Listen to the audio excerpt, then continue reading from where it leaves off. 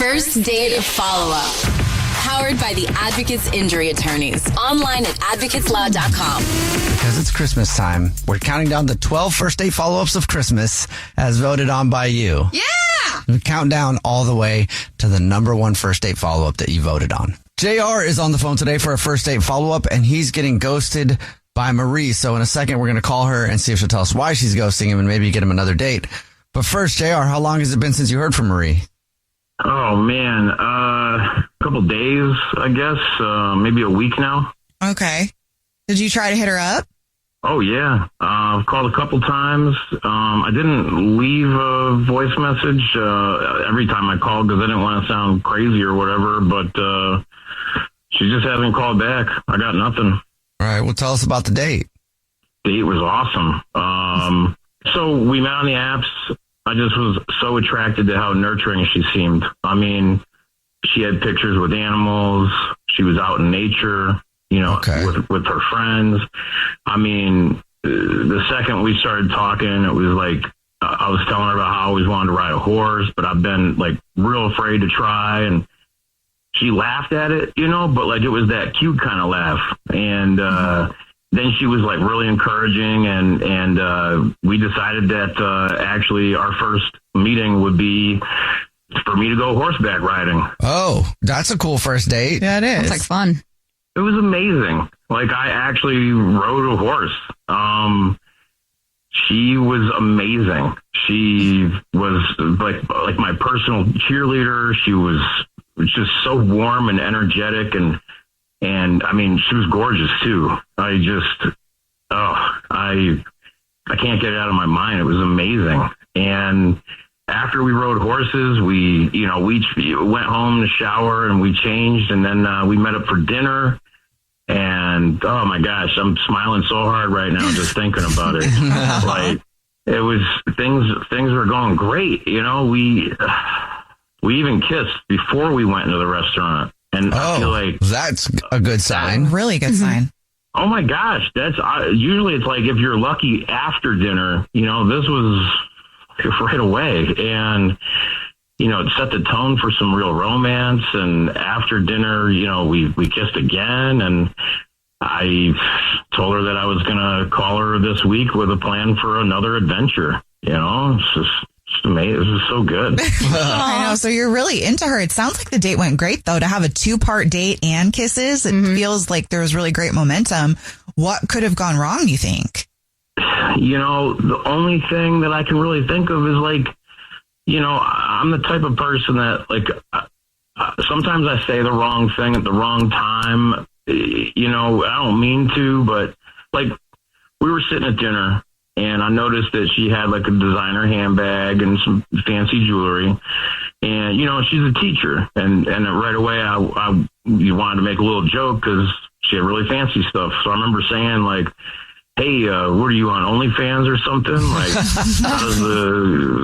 how do you afford that fancy stuff? And it was like the only point where, forget all that romance, she looked just like cold. And then she kind of played it off, but she's like, I'm a good thrifter.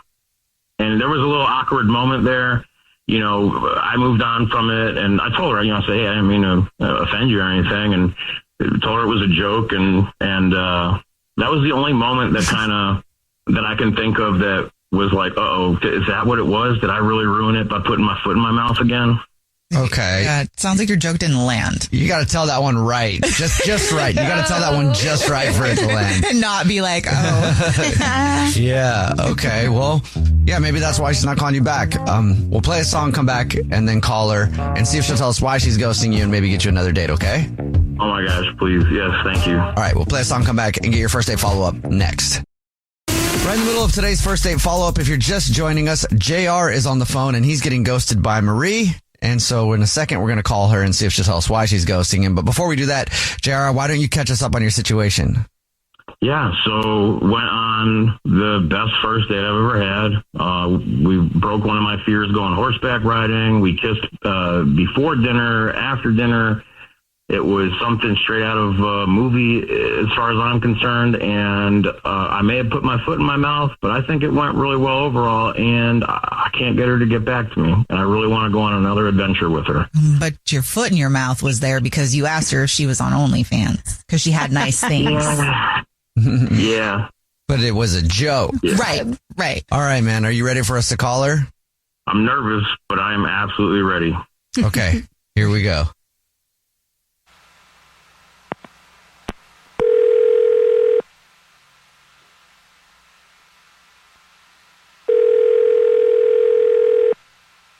Hello? Hi, may I speak to Marie, please? This is her. Hey, Marie, how are you? My name is Jubal. I'm calling from a radio show. It's called The Jubal Show. Hi, Marie. I'm Nina, also on the show. Hi, and I'm Victoria. Hey. How are you? Good, thanks. How are you? Great. Thanks for asking. Have you ever heard of the show before?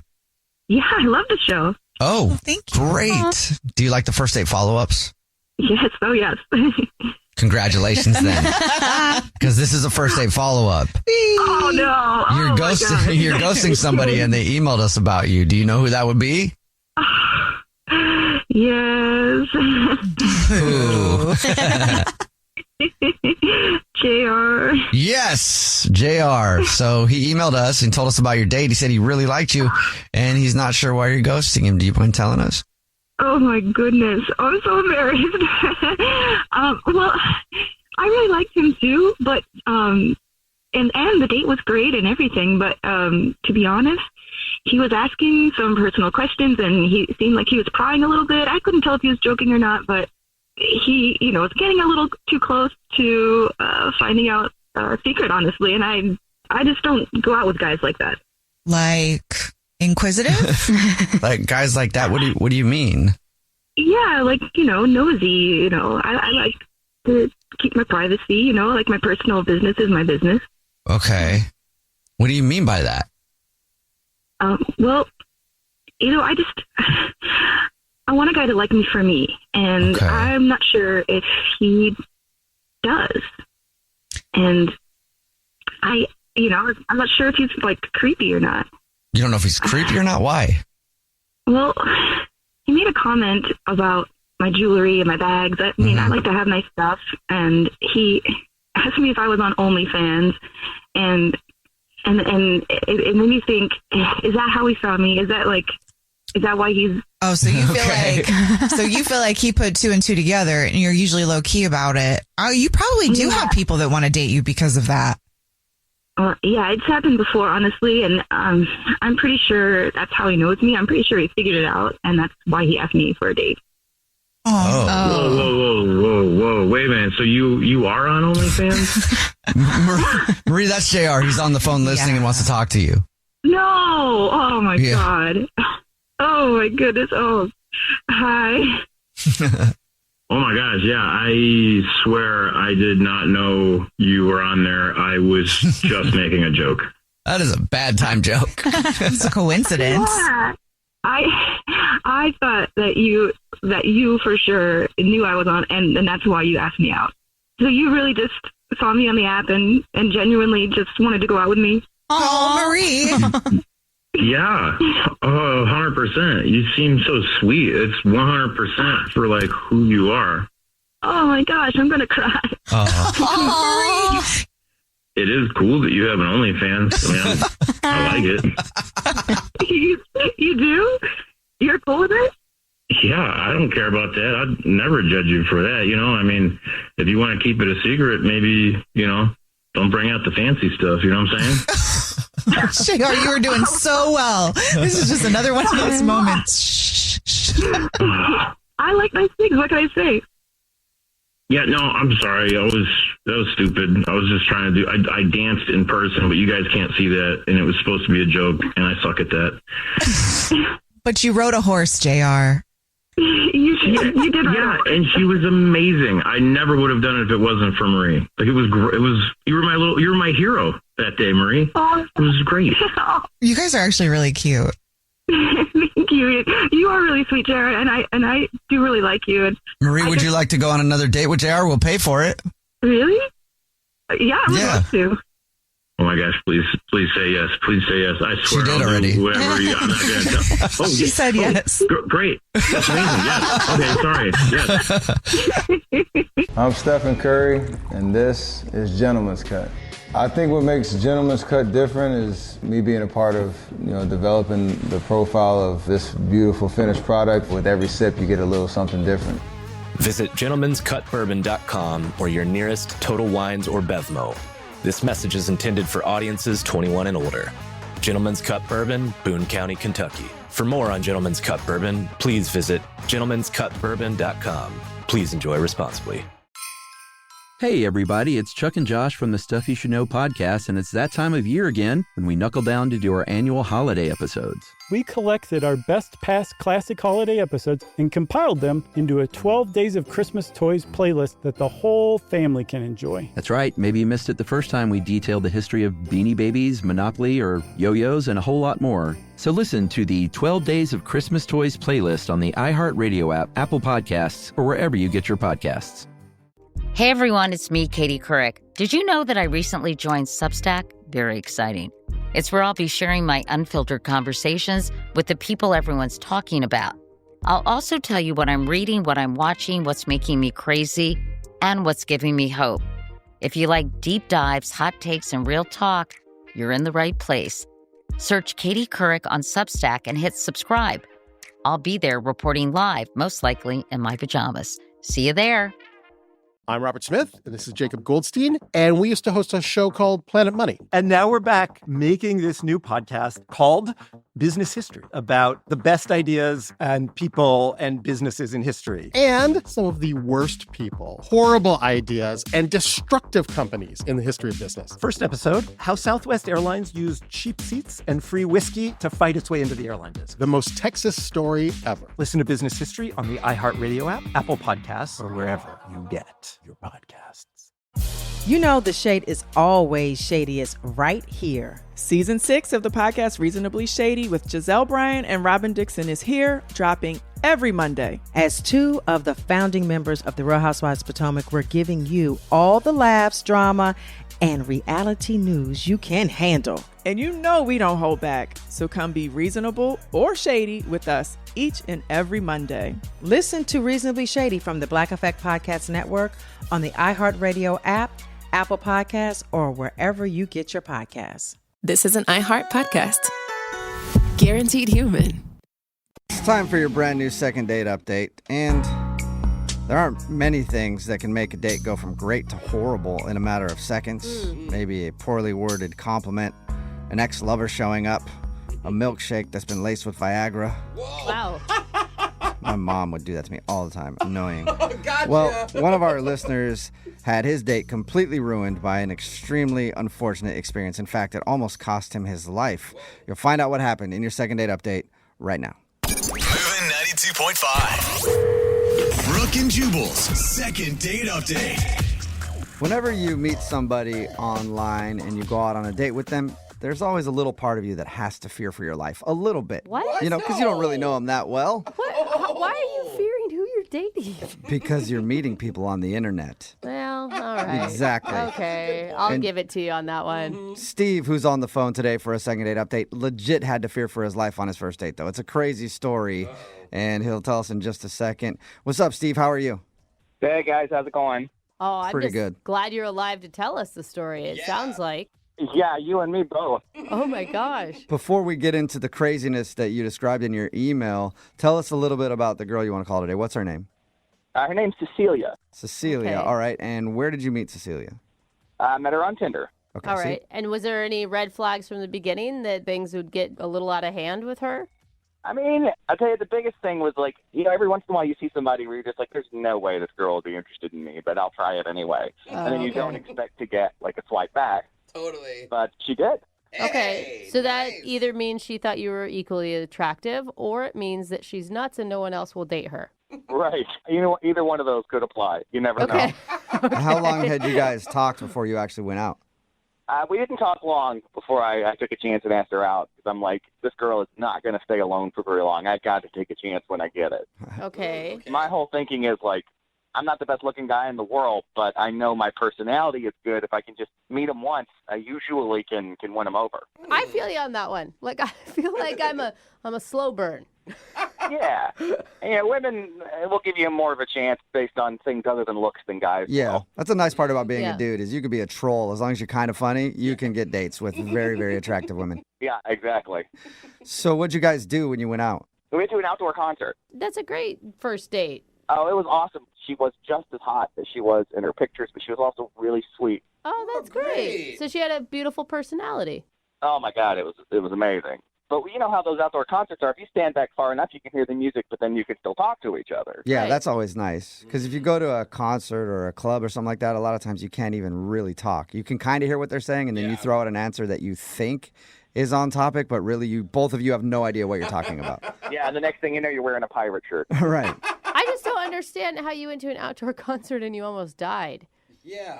So the whole night was going really well. It was he was really intense, but then it kind of became what I like to say unexpected, because I was like, do you want to get away from this and go for a walk and go to a bar or something like that? Because at this point things are going so well. I'm like, I got to try and get this girl, as far away from other people as possible. And so Wait, hold on. I don't understand why you want to take her far away from people. Well, I mean, at this point, I was thinking about maybe trying to steal a kiss or something. Oh, okay. There you go. You wanted to make out. Okay. Just a little more privacy. Yeah, I mean, it sounded like you were going to put her in the trunk of a car the way you described it. So I just want to make sure we were on the same page.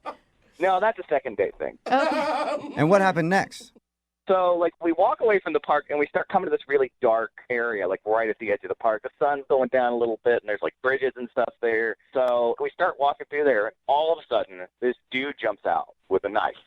With a knife? Oh, my God. Yeah, he's got a knife. Oh, my gosh. And you ran and left her there to deal with it, I'm guessing. Pushed her down. Well, here's the thing. I have done some self-defense courses. Okay. So, I just sort of jumped into, protection mode. And Really? I jumped in front of Cecilia, and I told her to get out of there, and she did. And then, I know this is going to sound, it's going to be tough to believe, but me and this guy, we fought.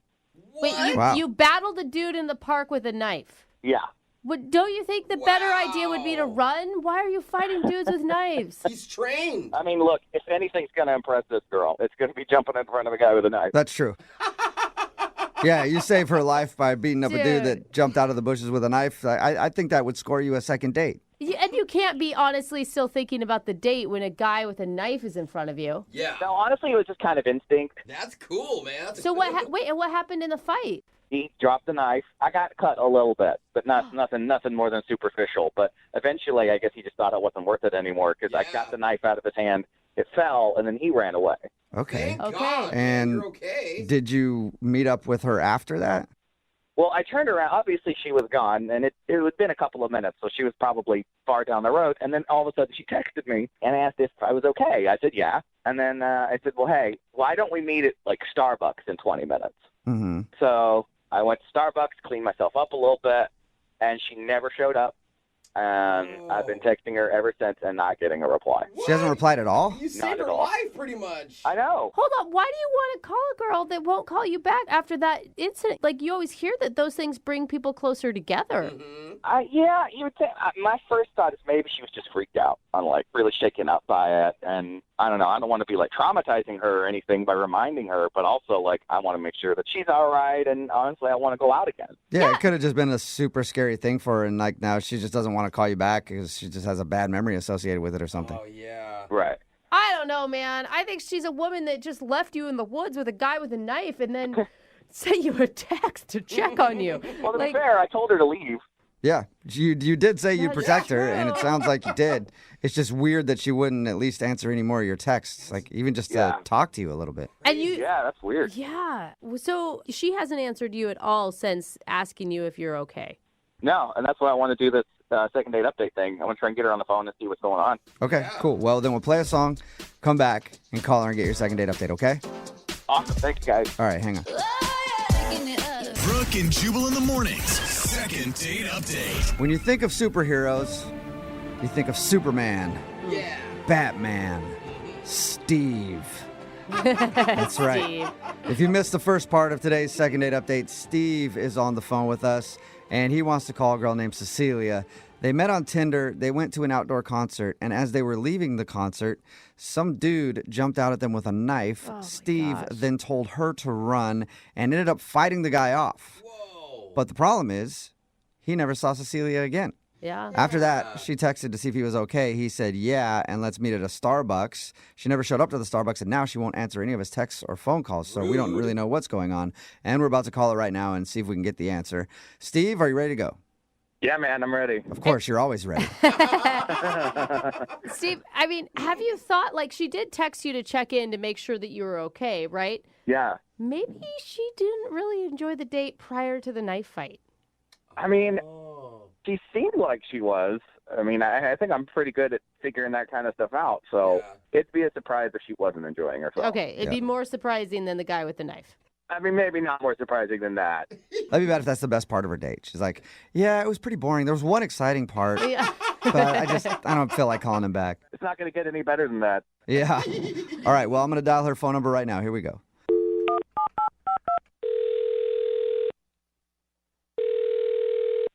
Hello. Hi, I was looking for Cecilia. This is Cecilia. Hey, how are you? This is Jubal from Brooke and Jubal in the morning. Hi. Hi. Hi, Cecilia. How are you? I'm fine. How are you? Yeah, I'm not too bad. I'm really tired lately. Also, a lot of heartburn lately. I don't understand why, Cecilia. You got any heartburn problems, or it's just me right now? Who is this again? This is Jubal from Brooke and Jubal in the morning. It's a radio show. Oh, okay. Can I help you? Well, I don't even know if you can help us, but you can help somebody who emailed us about you. Someone emailed you about me? Yes. We do a segment on our show. It's called the Second Date Update. And you went out to an outdoor concert with a dude named Steve a little while ago. Oh, God, Steve. Uh-oh. That's what this is about? Yep. Steve said that he really had a good time with you, and he told us about the date, even the part where you guys got ambushed by some crazy dude with a knife, and then Steve ended up, like, fighting him off. And Steve's wondering why you won't text him or call him back.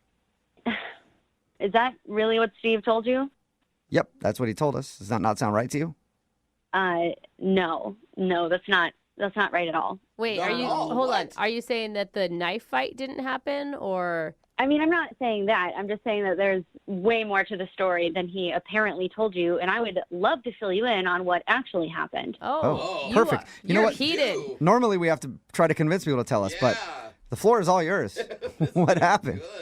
It sounds like he basically told you what happened, but when this guy jumped out, I was obviously scared of a dude with a knife in the woods. Right. And I saw them fighting, so I ran away, and I felt like I got far enough away to be safe. And then I started thinking about Steve, and he was still there with that guy, so I was frantically texting him, trying to make sure that he was okay. And he wasn't responding to me, so I was just freaking out, trying to figure out what to do. Damn, Did you call that the cops? had to be scary. Like, that's who I would call 911. No, I didn't call the cops. I mean, everything was just happening so fast, and I was just panicking. So I didn't really think about it in that moment. I just wanted Steve to text me back, and I waited and waited and waited. And when he didn't, I got really worried. So I went back because I wanted to make sure he wasn't just lying on the ground, stabbed with no one around him. Yeah, that's nice of you. And I walked back close to where it happened, and I see Steve, and I see the guy with the knife, and they're just talking. Chatting? Yep, just chatting and smoking a cigarette. They were laughing together. Oh my God. Oh my God. You know, Are sometimes after you saying- fight somebody, you're like, hey, are we cool? You know, did you pull a knife on me? Oh, we're bros, right? Nice to meet you. Is that, yeah, who knows? No, not with a stranger. No, So wait. I agree. It's weird. You think that he set it up? Is that what you're accusing him of? I mean, I don't know if he set it up, but something was definitely off. There was just something not right about the whole situation. I mean, I wouldn't be laughing with somebody who just tried to attack me with a knife. Yeah, no, that would make me angry. Even if you were a good friend of mine, you attack me with a knife, we're probably not going to talk anymore. Dude, you know? What'd you do? Did you pop out of the woods and be like, hey, surprise, I'm here too now? No. I just kind of put two and two together, and I got really mad and just realized that he was a bad guy and something was going on, and I wasn't being told everything. So I just decided to put my hands up and walk away. I was like, I don't even want to deal with this anymore. Yeah, that is for sure. awful to make someone feel that amount of fear. Yeah, I was completely terrified. And so when I walked away, Steve finally texted me and was like, oh, hey, like, do you want to meet at Starbucks? And in my mind, I'm just like, no, of course I don't. Like, I don't even know what just happened. So I just didn't respond. Yeah, I that don't blame is you. weird. I would love to figure That out is why he was messed up. sitting there talking and laughing with the dude who just tried to stab him. Yeah, me too. Oh, cool. Let's do that then, because Steve is actually on the other line listening to this phone call and wants to talk to you. Wait, what? Yeah, unless he hung up. Steve, are you still there? Oh my God. Yeah, I'm here. Hey, Cecilia. Man. What the Steve? What was that? I don't even know what to say here. It's okay. Here's the thing. I really, really liked you. Cecilia. I really did. I thought you were really sweet. Well, are It's you going into true. explaining that you okay? I'll let you Now, hear me explain. out. Okay. Hear me okay. out. So while we were talking, before we actually went on the date, she said that it's so great going out with someone who's not a muscle-bound douchebag like the guys that she's used to dating. You just seem like a really sweet guy. And so I'm thinking, all right, I've been here before. I've heard that kind of thing before. And what always happens is I end up being in the friend zone. You're an And idiot. so, well, you could think that, but listen, I arranged for the guy to attack us with a knife. I knew no one was gonna. What? I knew no one was gonna get hurt. But here's the thing. Here's on. the thing. I needed to show you that I could protect you, and if that happened in real life, I would absolutely do the same thing. Yeah, right. Yeah, sure. God. It's a lot easier when it's one of your buddies holding a knife than just A actually fake a knife. random maniac. Dude, they're laughing, but that is so messed up. Do you know what you made her feel? Do you know what you put her through? You know how I felt when I keep getting rejected by women that look like her? Totally the same. Like your life is on the line because you don't know how to close a deal in a relationship. That's disgusting. I was literally telling you that I liked that you were sweet and not like these other guys. So if I don't like those other guys because they did stuff like that, No, why but- would I like you doing it? But you know what that means doesn't in make any woman sense. speak. That means that you're a sweet guy and I like There's no you and I'll never like you. Speak, In Steve. women's There's no such thing as women speak. It's all just the English No. language. So That's, yes, if there's it no is. such That thing is as women so speaking, sexist. why have I heard that so many times and it's become the friend? Are you seriously trying to blame this fake mugging on me? Like I said something and that you're really gonna blame me? Yeah. No, not you individually, just women in general. Oh! Blaming Oh! all women for you setting up your friend trying to No, stab. you know what I mean. You know what I mean. No, you are so lucky you're on the phone right now and not in real life. Well, in according to Steve, he'd person. be able to protect himself against you. So. Oh. I mean, here's the thing. What are you supposed to do if a girl thinks you're weak? You got to stand up and show her that you're not. And, I couldn't depend that somebody would just accidentally mug us. Just hope for a mugging. I never said you were weak, Steve. This isn't an You episode. said you'd only dated muscle-bound guys. What was I supposed to think?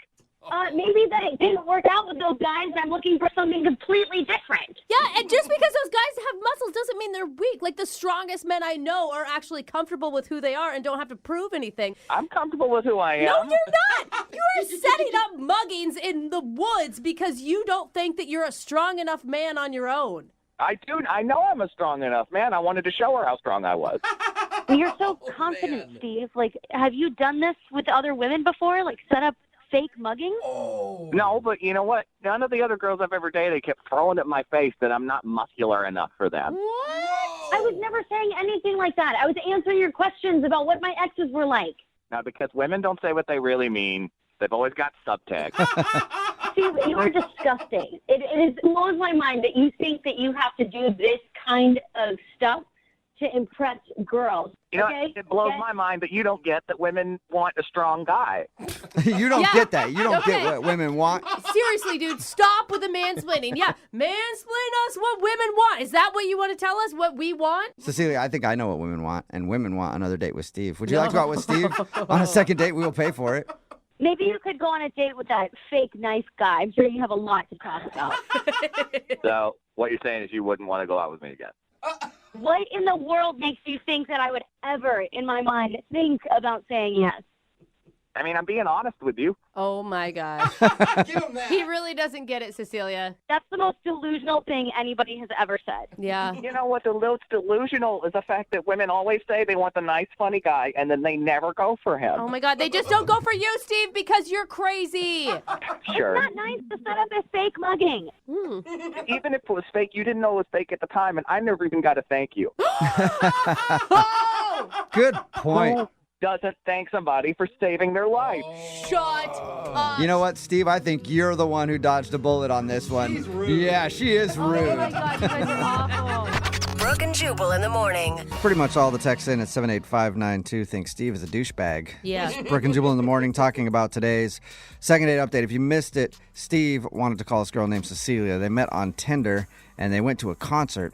And as they were leaving, they were confronted by a dude with a knife. Steve told her to run while he fought the guy off. Oh, hero. Afterwards, he was confused why she wasn't calling him back. So we called her, and she told us that after she ran away, she came back to check on Steve and found him laughing, hanging out with the mugger, and she was extremely weirded out that the two guys were laughing together after the guy just came up to him and threatened to stab him and everything else. Yeah.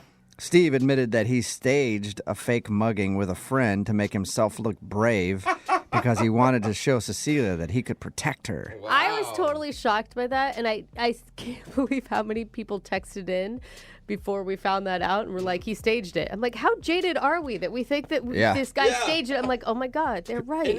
People were texting in Dang both it. ways saying he staged it and then being like, she staged it. They just wanted to rob him. It was both ways. Yeah. So no matter what, nobody believes anything anymore. Well, And maybe they shouldn't. Obviously, yeah, for good reason. Yeah. Hopefully she doesn't really get mugged someday, and it's like, yeah, right. Sure. Really. Mhm. All right, Anyway, Steve, you're in the bushes. Come out. she did not want to go out with Steve again after that. So No. no second date. Remember, if you want to do a second date update, all you have to do is email the show, and we will call the person who didn't call you back. Brooke and Jubal's second date update. You know, there's very few times when I actually wonder about a first date or someone that I've gone out with. Like, if they blow me off, then fine, whatever. But it's when you've been texting with someone for a while and then they all of a sudden disappear. Yeah. That trips me out. Because I'm like, what happened? We were like flirting and everything else, and now you're gone. I figure if that happens to Jubal, it's just because she didn't pay her phone bill. Like, she probably just can't afford. That's usually what I go Yeah. through. You're correct there. We've got Kate on the phone right now. I say that because she emailed us about a guy named Trent who did the same thing to her. Now, your email says you guys hooked up, Kate? Yeah, we did. Was it a date or a one-night stand that lingered? Lingering one night stand. All I right. met him at the bar that he works at, and we Okay. went home to his place afterwards. So he's a bartender. He's a bartender, yeah. Already a red flag. Just saying. So you said that you guys are texting back and forth and everything else after you hooked up, and then he just stopped and didn't give you any explanation?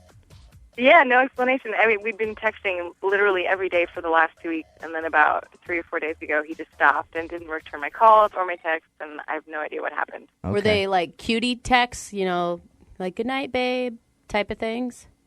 They were really sweet and playful and light, and we wanted to hook up again or, get together again, whatever. I was going to say, And bad choice of words there, Clearly Kate. what's on my mind. So he works at a bar. Have you gone back to the bar yet to try to stalk him there? Or is that too creepy? No, I didn't want to be too creepy. Do you know anything about this guy? I just know that he works at the bar. That's his main gig. You don't know if he's married, if he's single, if he lives with his mom. No, I know he doesn't live with his mom because I went over to his place. Okay. But I don't know about the other stuff. All right, Katie, we'll give Trent a call right after this and see if we can get him on the phone and ask him why he stopped texting you, okay? Great, thank you. 92.5. Brooke and Jubal in the mornings. Second date update. All right, Kate's on the phone. She emailed us about a guy named Trent who works at a bar. They hooked up, had a one-night stand, and texted back and forth for how long, Kate? About 2 weeks. About 2 weeks. And it was pretty flirty and stuff. You guys liked each other, kind of get to know each other. All right. Oh, yeah, Kate. Kate, And, you realize a one-night stand with a bartender is never going to end very well, right? He seemed different. I hate to say that, but he was really Pretty. sweet. Any bartenders we have listening, they're probably not listening because they're probably not up. But they've got to be like, hey, wait a minute. That's kind of offensive, right? Yeah, but We every need love, girl, too. Some good bartenders out there. every girl that's dated a bartender knows exactly what I'm talking about. Well, he texted her for 2 weeks. Yeah. So he was obviously interested, and then he just kind of disappeared. All right, Kate, you ready to get him on the phone and ask him why he just stopped talking to you? Yeah, I'm really curious.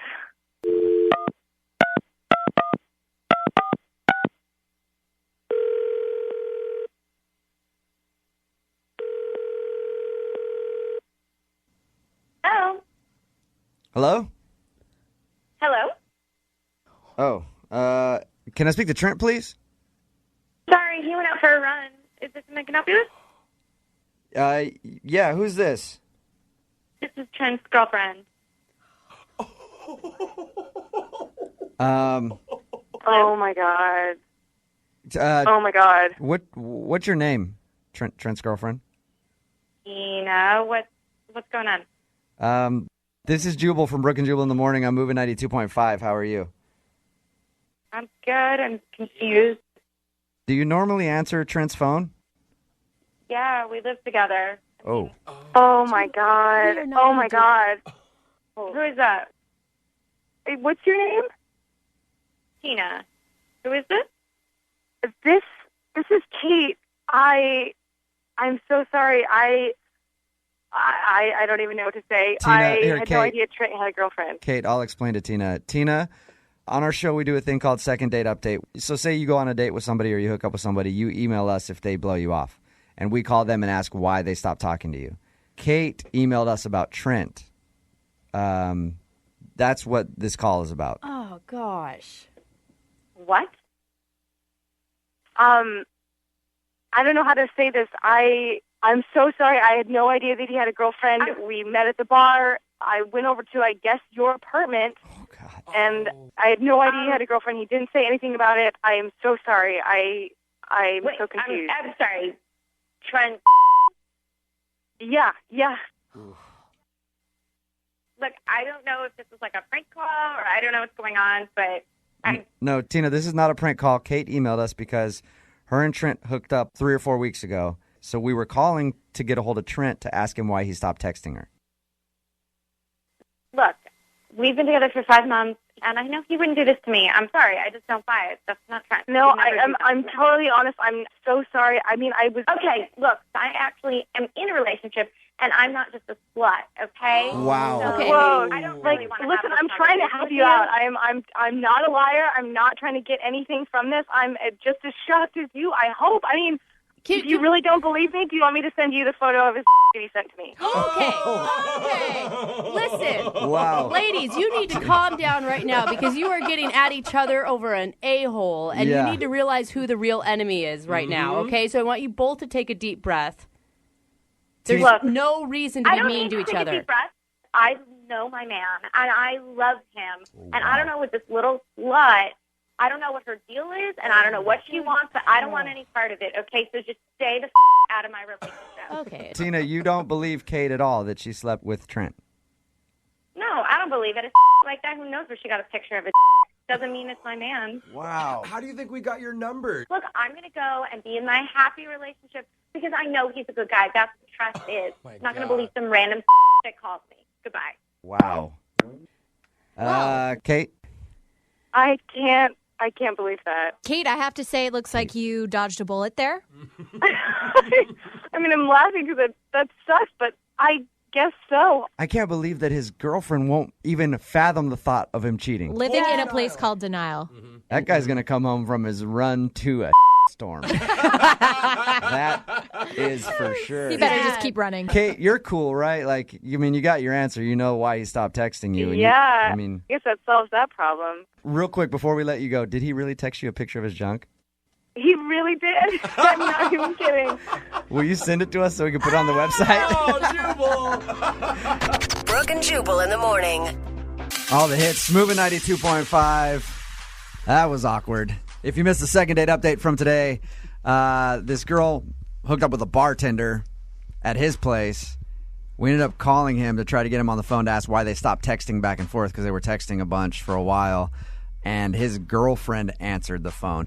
The thing is, his girlfriend would not believe that he cheated on her. Can we look at two things here, though? One, I was right about him being a bartender and You kind of were. sketchy. Yes. Okay. Two, they had only been dating for 5 months and were already living I know. together. So this girl, what does she really know about him anyway? Like, know. she's starting out in the world of denial. They're clearly in a very healthy relationship. Yeah. What I want to know is she texted her for 2 weeks. Like, I'm wondering, do you think he was like planning on breaking up with this girl for her? Not at all. No. No. And then just stopped? I'm surprised that if this dude is doing that, he left his phone at home. I've had this happen to me. Actually, I've had a girl. Of course you have. I had a girl answer the phone when another girl called me, and this was a girl that I was engaged to for a long time. The crazy girl that I was engaged to for like 6 years. I didn't want to be with her anymore, but I was cheating on her, and she answered the phone. I was taking a nap. She answered the phone. I woke up to her hitting me on the head with the phone, asking who Beatrice was. Oh, Beatrice. No. Yeah, Beatrice. Hey, I know, bad well, name. at least- She was hotter than she was hot. She was 82. Yeah. At least the Better in girl you were retirement dating had something to say to you about it. This girl sounds like Trent can do no wrong in her book. Oh, I know. Yeah. I yeah. mean, and the thing is, like, when that happened to me, I still tried to deny it. She handed me the phone. She's like, talk to Beatrice. Talk to her. She's on the phone right now. She's like, hey, she's like, oh, that's your girlfriend. And I'm like, yeah, who are you? I don't know who you are. And then I hung up on her. I'm like, I don't know who that was. That was weird. I would make the same stereotype about bartenders, stand-up comedians, and radio DJs. It happened another time. Also, oh God, Jubal. These two girls met at a party, and I got a phone call, and she's like, "Who's Crystal?" And I'm like, I don't know, Crystal. Yeah, well, I just met her, and she says you're her boyfriend. I'm like, nope, definitely not. Well, you need to come pick me up right now. I go and pick her up, and that Crystal girl's there waiting for me. Oh my God. so are you and Trent just best friends? Like, yeah, is that Trent and what I you're should hiding? hang out. Yeah. The Crystal girl comes to my car, and she's just like, tell her that you know me. Tell her that you know me. I was like, nope, never seen you before in my life. That's why, ladies, if you think you caught your guy cheating, don't believe him. I'm living proof. They will lie to you. Definitely. Well, in good news today. Yeah. It's a life lesson. It is a life lesson. I would agree with that. You are one walking life lesson. Yes, I am. See, you finally realized it. You can learn a lot from me. A lot. Of what not to do. All right, it's time for Brooke and Jubal's second date update. Dating can be very expensive. That's why you shouldn't do it. No, that's But not true. If you have to date, you should find a way to do it spending as little money as possible. And that's what Joseph did, who's on the phone for a second date update today. His email said that he found some awesome cheap date ideas because he didn't want to spend a bunch of cash on a first date. That's great. And it sounds like it worked okay, except he's not getting a call back. What's up, Joseph? How are you? I'm good. How are you? All right. Pretty good. So you came up with a bunch of cheap date ideas? Yeah, I'm kind of between jobs right now, so I'm just trying to save up money, because bills still happen. I think that's fantastic. You don't need a lot of money to woo a woman at all. Well, I think it helps, but I got to keep the job first. I mean, it's never a bad thing necessarily. What's the name of the girl that you want to call today? Stephanie. Stephanie. Okay. And where'd you meet her? Well, I didn't delete my dating app just because I'm not working, and so she sent me a message, and she was really pretty, and I liked the way her hair framed her face, so I took a chance. And Well, So you like the way the hair framed her face. yeah, it really makes her eyes pop. She's got these pretty blue eyes. I've just never heard that You before. are so cute. Or a hairstylist. I'm not sure which. Yeah. Nothing against hairstylists, but I'm not that. Okay. But you noticed that her hair framed her face nicely. hair framing, girl. Was that your opening line? I'd go for it, man. Well, I'm sure I brought that up, yeah. I think it's fantastic. So, what was your cheap date idea? Well, I Googled, free and cheap dates, and as I read the things that came up, I decided to combine a few of them to make, one cool date. Okay. Oh. So I invited her to, walk around this neighborhood, right? But not, some place that has a bunch of shops and places she might want to go and spend money, but, houses, pretty houses and stuff. Wait, you like a residential neighborhood?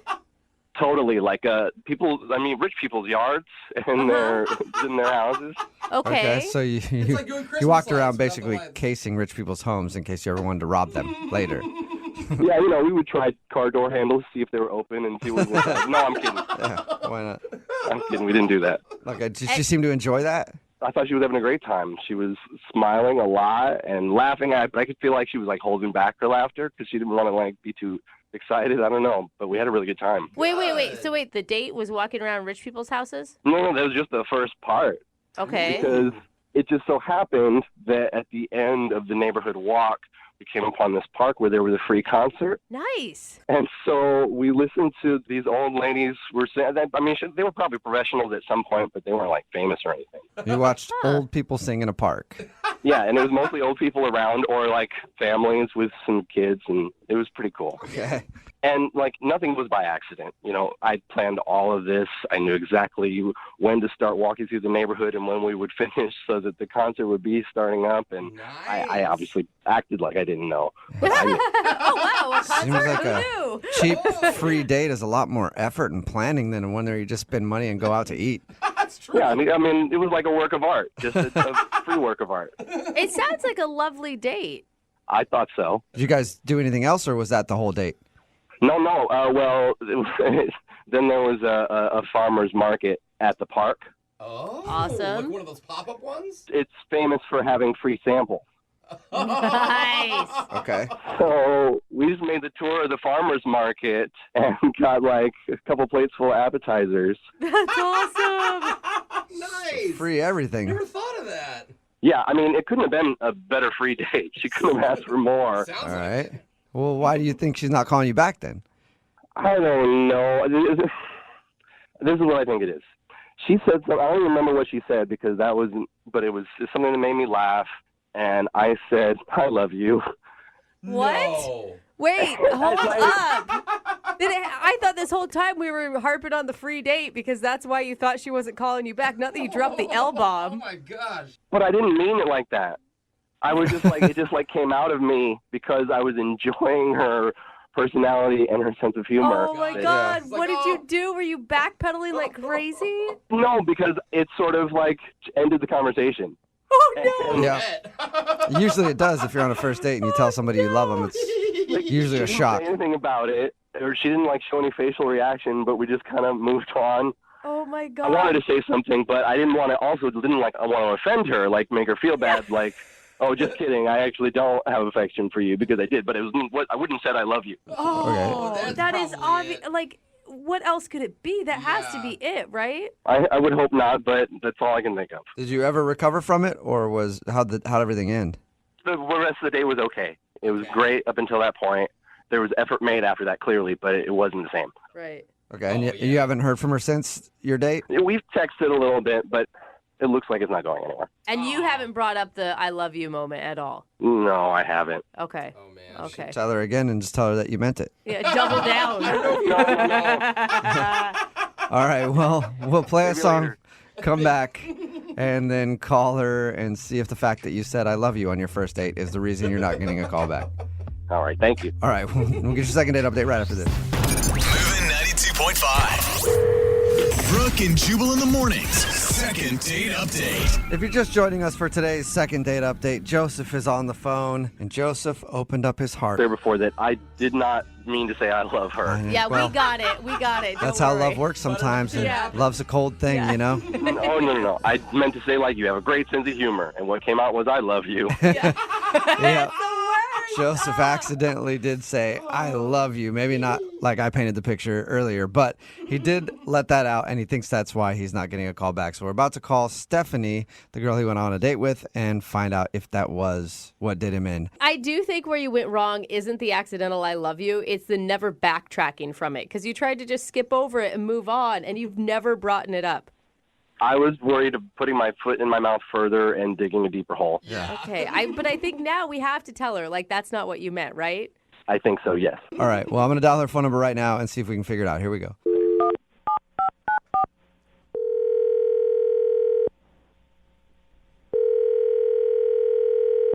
Hello? Hi, may I speak to Stephanie, please? This is Stephanie.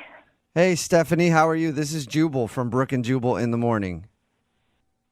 Hello? Hello. Hi, Stephanie. What's up? How are you? What is Brooke and Jubal? It's a radio show. It's called Brooke and Jubal in the morning. Okay. Okay. And I'm calling you today because we have a listener who sent us an email asking if we could get you on the phone. What? Yep. His name is Joseph. And Joseph. No. Yeah. Wait a minute. His name's Joseph, and you guys went on a date a little while ago. Yes. Yeah. So Joseph emailed us because he says that it's obvious after your date that you don't want to see him again.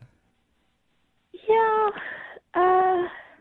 It's all true. Oh my God. Did you like Joseph? I mean, he made me feel really pretty. Went to a little farmer's market, which was cute. But then, like, pretty much out of nowhere, he was like, I love you. Yeah, he told us that. That sounds like it was a super awkward moment. Yeah, I don't know. It was just the rest of the date was really tense, awkward. Was it because you love him too? No. Oh my God, no.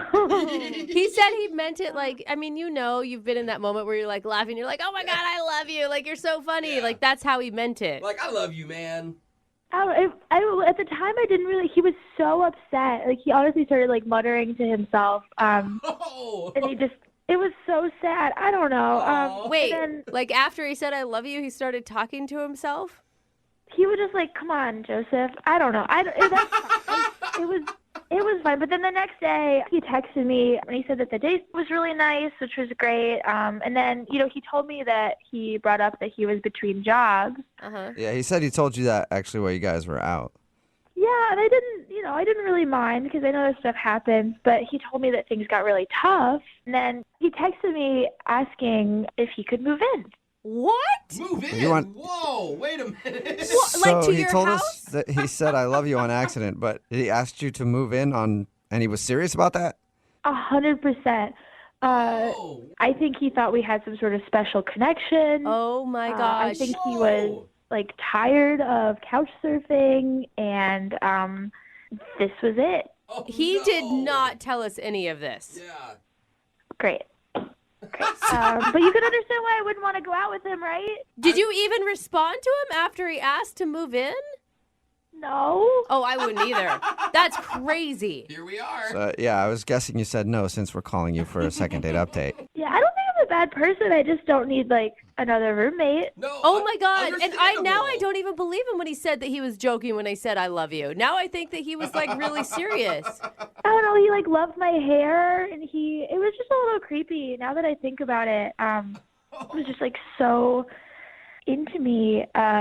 Did he give you a reason why he wanted to move in? Well, yeah, he was telling me about how he's like in between jobs and he's having a really hard time finding another one. But it's like if he's already been unemployed for so many months, like how long will he need to live with me? Well, we can find it out right now because he's actually on the other line listening and wants to talk to you. What do you mean? I mean, he's listening to this conversation and wants to talk to you, maybe about moving in again. I don't know. Well, I'm not going to say anything different. Okay, but he is here. I think he's still listening. Joseph, are you there? Yeah, I'm here. Joseph! You didn't tell us that you asked her to move in. Yeah, like that's it. I did not. Why would you do that? I texted her, like, how is she doing? And she was like, oh, fine, how are you? And I said, oh, looking, kind of need a place to stay for a few days. So you asked her to... Doesn't mean I'm moving in. And she wasn't the only person who got that text. What? I mean, you asked me to move in. It kind of sounds like you want to move in with me. I mean, I guess I see how you could jump to that conclusion, but maybe you should have sought clarification before you did. Dude, our date even wasn't that good. I don't know. It's like you could have... Don't ask a girl to move in after one date. Stop saying I asked to move in. I didn't. Wait, and you then sound you just upset, Joseph. Yeah, and you just blamed her. Like, well, you should have asked for clarification. I think you're the one in the wrong here, Joseph. Whatever. Look, the point is I didn't want to move in with her, and I found a place to stay with somebody else that I used to date, and I slept on the couch, and we didn't have sex. And why are you Thanks for throwing explaining that all out that. there? No need to say that. I mean, you guys went on one bad date. Yeah, why are you talking about other girlfriends right now? I mean, I just don't understand why you're making such a big deal about just putting feelers out to see if maybe I could crash there for a few days. Maybe because you'd gone on one date with her and it didn't even go that well. I don't know. What do you mean it didn't go well? It went great. She said she had a good time. I had a really good time. Everybody had a good time. So I don't understand. Yeah, so why wouldn't you be living together? Yeah, Joseph, you already told me that you loved me, and then the next day you asked to move in. It's just too weird for me. I'm sorry. But it's just 2 times when I meant one thing and you took it as meaning something else. What did you mean if you didn't mean I love you? I meant like, I love you. Like, I love the way you just told that joke that was funny and matched my sense of humor. And then you were quiet for like half an hour after that. I got nervous. I knew I had said something wrong. I knew that I had confused, and then I was Okay, I don't know. Wait, Joseph, are you even going out with people to like date them, or are you just looking for random places to stay? This was not that. I didn't date her just because I wanted someplace to stay. And yes, like I've been in this situation before, so I have places that I can stay. Like it's not a big deal. I'm just waiting for the right job so that it has the flexibility so I can do the music and whatever. So you can do your music. I don't know. Just the more I think about it, like you put so much effort into that date, and then you said I love you, and then you asked me to move in. It just doesn't seem like you care about me so much as you care about my couch and having a free place to crash. All right. So I understand how you could, from all that, make that conclusion. And I just think that if you still want to consider that we could go out again, and it might not be a bad thing for you if I stayed with you. I cook, I clean, I'm a good person to have around, and I'm not dead weight. Wait, you just told me you're staying with an ex-girlfriend. Are you seriously asking me to move in again? First, she's not my ex-girlfriend. We just dated once, and then that's it. Oh my God, you called her your girlfriend. And I'm not asking to move in with you. I'm saying that it might be beneficial to you if I did for a little while. Beneficial to you, Stephanie. Oh my God. What do you think, Stephanie? Would you like to go on a second date with Joseph? We will pay for it. New roommate. He does the dishes. Do you do laundry, Joseph? Yeah, and I know how to separate everything. I will say a good roommate is hard to come by, one that pulls their own weight. What do you think, Stephanie? Will you go on a second date with Joseph? We'll pay for it. No, I've got roommates. No, thank you. Yeah, that is not shocking. Don't go anymore, huh? Oh. Do your roommates want to go on a date? I hope you're joking right now. I don't think he is. Yeah, I don't feel so. Forget about it. It wasn't going to work anyway. Yeah. It's all right. The spark wasn't there. You got a couch to sleep on anyway. I'm sorry, Joseph. No second date for you. Man. No place to crash. Yeah. That's okay. I'll be fine. Yeah, I'm sure the person. God loves me and God loves you too. The person Thanks. listening that's the most sad to this is the person he's living with currently. She thought he was finally going to leave. Brooke and Jubal in the morning. Brooke and Jubal's second date update. Today's second date update is kind of the anti-second date update. What does that mean? The girl on the phone doesn't want a date with the guy that she wants us to call. Oh. But she does want some clarification. Her name is Steph. Steph, how are you? I'm good. How are you? Not too bad. So this is a different kind of second date update, huh? Yeah. I like how you're laughing. Thanks. It's just a crazy situation. That's really why I'm calling you guys, is because there's nothing in the handbook about how to take care of this. What situation are you talking about? Well, I'm a teacher. And, I have some lovely students and everything, and but I'm single. So on the weekends I go out. Yeah, single teacher. Like hearing from those. Yeah. Can I get a little PTA conference? All right. Okay, well, no, you may not. All right. No. So you're a teacher and you have great students. Yeah, but, I am single, so I go out on the weekends, and I was at this bar with my friends, and this guy comes up to me, and he's like, "Hey, do I know you?" And I'm like, that's a pickup line or something, because I didn't recognize the guy. Right. And he goes, "You're my son's teacher." Oh, okay. Okay. So ends up, he actually is, his son Noah is in my class. So I'm hanging with my friends, and then, he just sort of interjects himself into the conversation and is asking all kinds of questions, trying to actually get to know me. And he's crossing that parent-teacher line. It's becoming a little bit more intimate. And all of a sudden he's asking if he can buy me a drink. And, I say, no, I don't want a drink. I don't want to have that kind of a relationship with him. Which means he's not cute enough, right? Well, I mean, he's decent looking, but I don't want to date the father of one of my students. Have you ever done that before? No, I have not. Okay. I have a coworker who did, and she's no longer a teacher because of it. Oh. So I just distanced myself, Okay. So he was just giving you the hard press, huh? Wanted to buy you drinks and stuff? Yes. And, I clearly said, no, that's okay. I've got my own money. I can get my own drinks. And then he ends up ordering shots for all of us. Whoa, okay. Trying to get the teacher hammered. Yeah, I mean, it kind of seems like he was trying to get me drunk. I don't know. It just, I had that feeling, and I just didn't want to. No, I didn't want that. So did you explain your boundaries to him? Well, I was trying. He just was not listening. I wanted to be nice because he is the father of one of my students, and I didn't want to cause a rift. Yeah. But he actually asked if me and him could actually go somewhere private and talk and get away from my friends. Oh. And he was like, just come on, let's just sit at the table and just get to know each other. And I was trying to be nice. So I said, okay, we'll sit for a few minutes, but then I have to leave.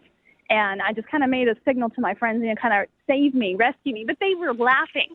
They were laughing at me. Oh, yeah. They probably thought it was hilarious. Yes. I would have done the same thing if I was your friend. Well, I really had no choice. So I sat down and talked with him, and he's asking all kinds of questions. And, yeah. It must be awkward when you go to class and have to teach his son now. Just yeah. Yeah, it is very, very awkward. But that's not the end of it. I finally escaped, essentially. It felt like I was having to escape. And then he offered to take me home. And I was like, no, I've got to ride with my friends. And he's like, well, hey, why don't we just buy some shots and then head on over to my place and just, keep the party going. Wow, he was trying to get it in. Just like, no. And so I get out of that. And a couple days later, he starts texting me. Whoa. Here's the creepy part. My cell phone is not public knowledge. I have a school line that they can call, but my cell phone is not public. So wait, did you give him your number? No, I did not. Do you think one of your friends gave him your number, trying to mess with you? I don't know, but he somehow got my number, and he's texting, okay, that was great the other night. Why don't we continue on? Let's go on another date. I've got some ideas, and I'm just like, I can't do that. Are you responding to him? No, I don't know what to say to him. That's exactly why I'm calling you guys, is because I don't know what to do. I mean, there's that fine line, and this is such a freaking awkward position. And, he keeps asking me if we can go on another date. We've never even been on a first date. Oh, my God. So he thinks he obviously thinks that your hangout, when he saw you at the bar and tried to get you drunk and take you home, was a date. Yes. He thought that was a date, and it was not an actual date. He did not ask me out. I did not say yes. I actually was telling him no the whole night, and I don't know why no means yes to him, but that's what he's hearing. And I don't know, he's delusional. And why haven't you just texted him and said stop?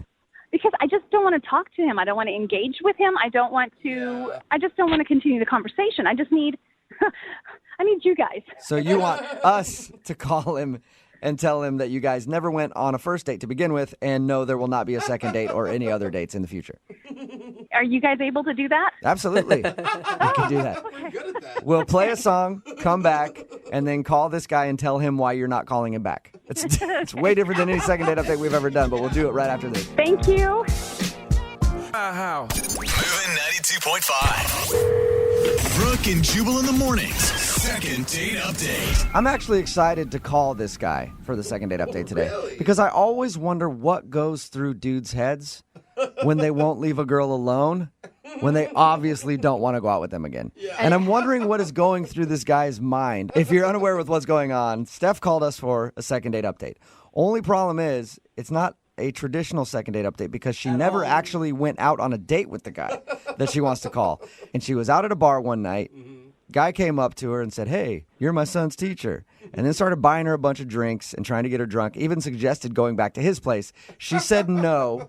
And then somehow he got her phone number and has been texting her nonstop to go out on, quote, another date.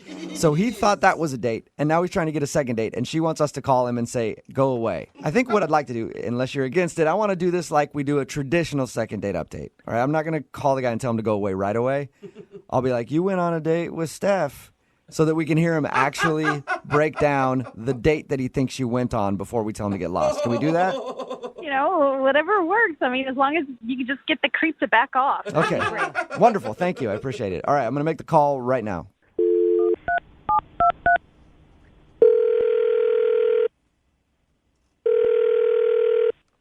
Hello? Hi, is this Chris? Yeah.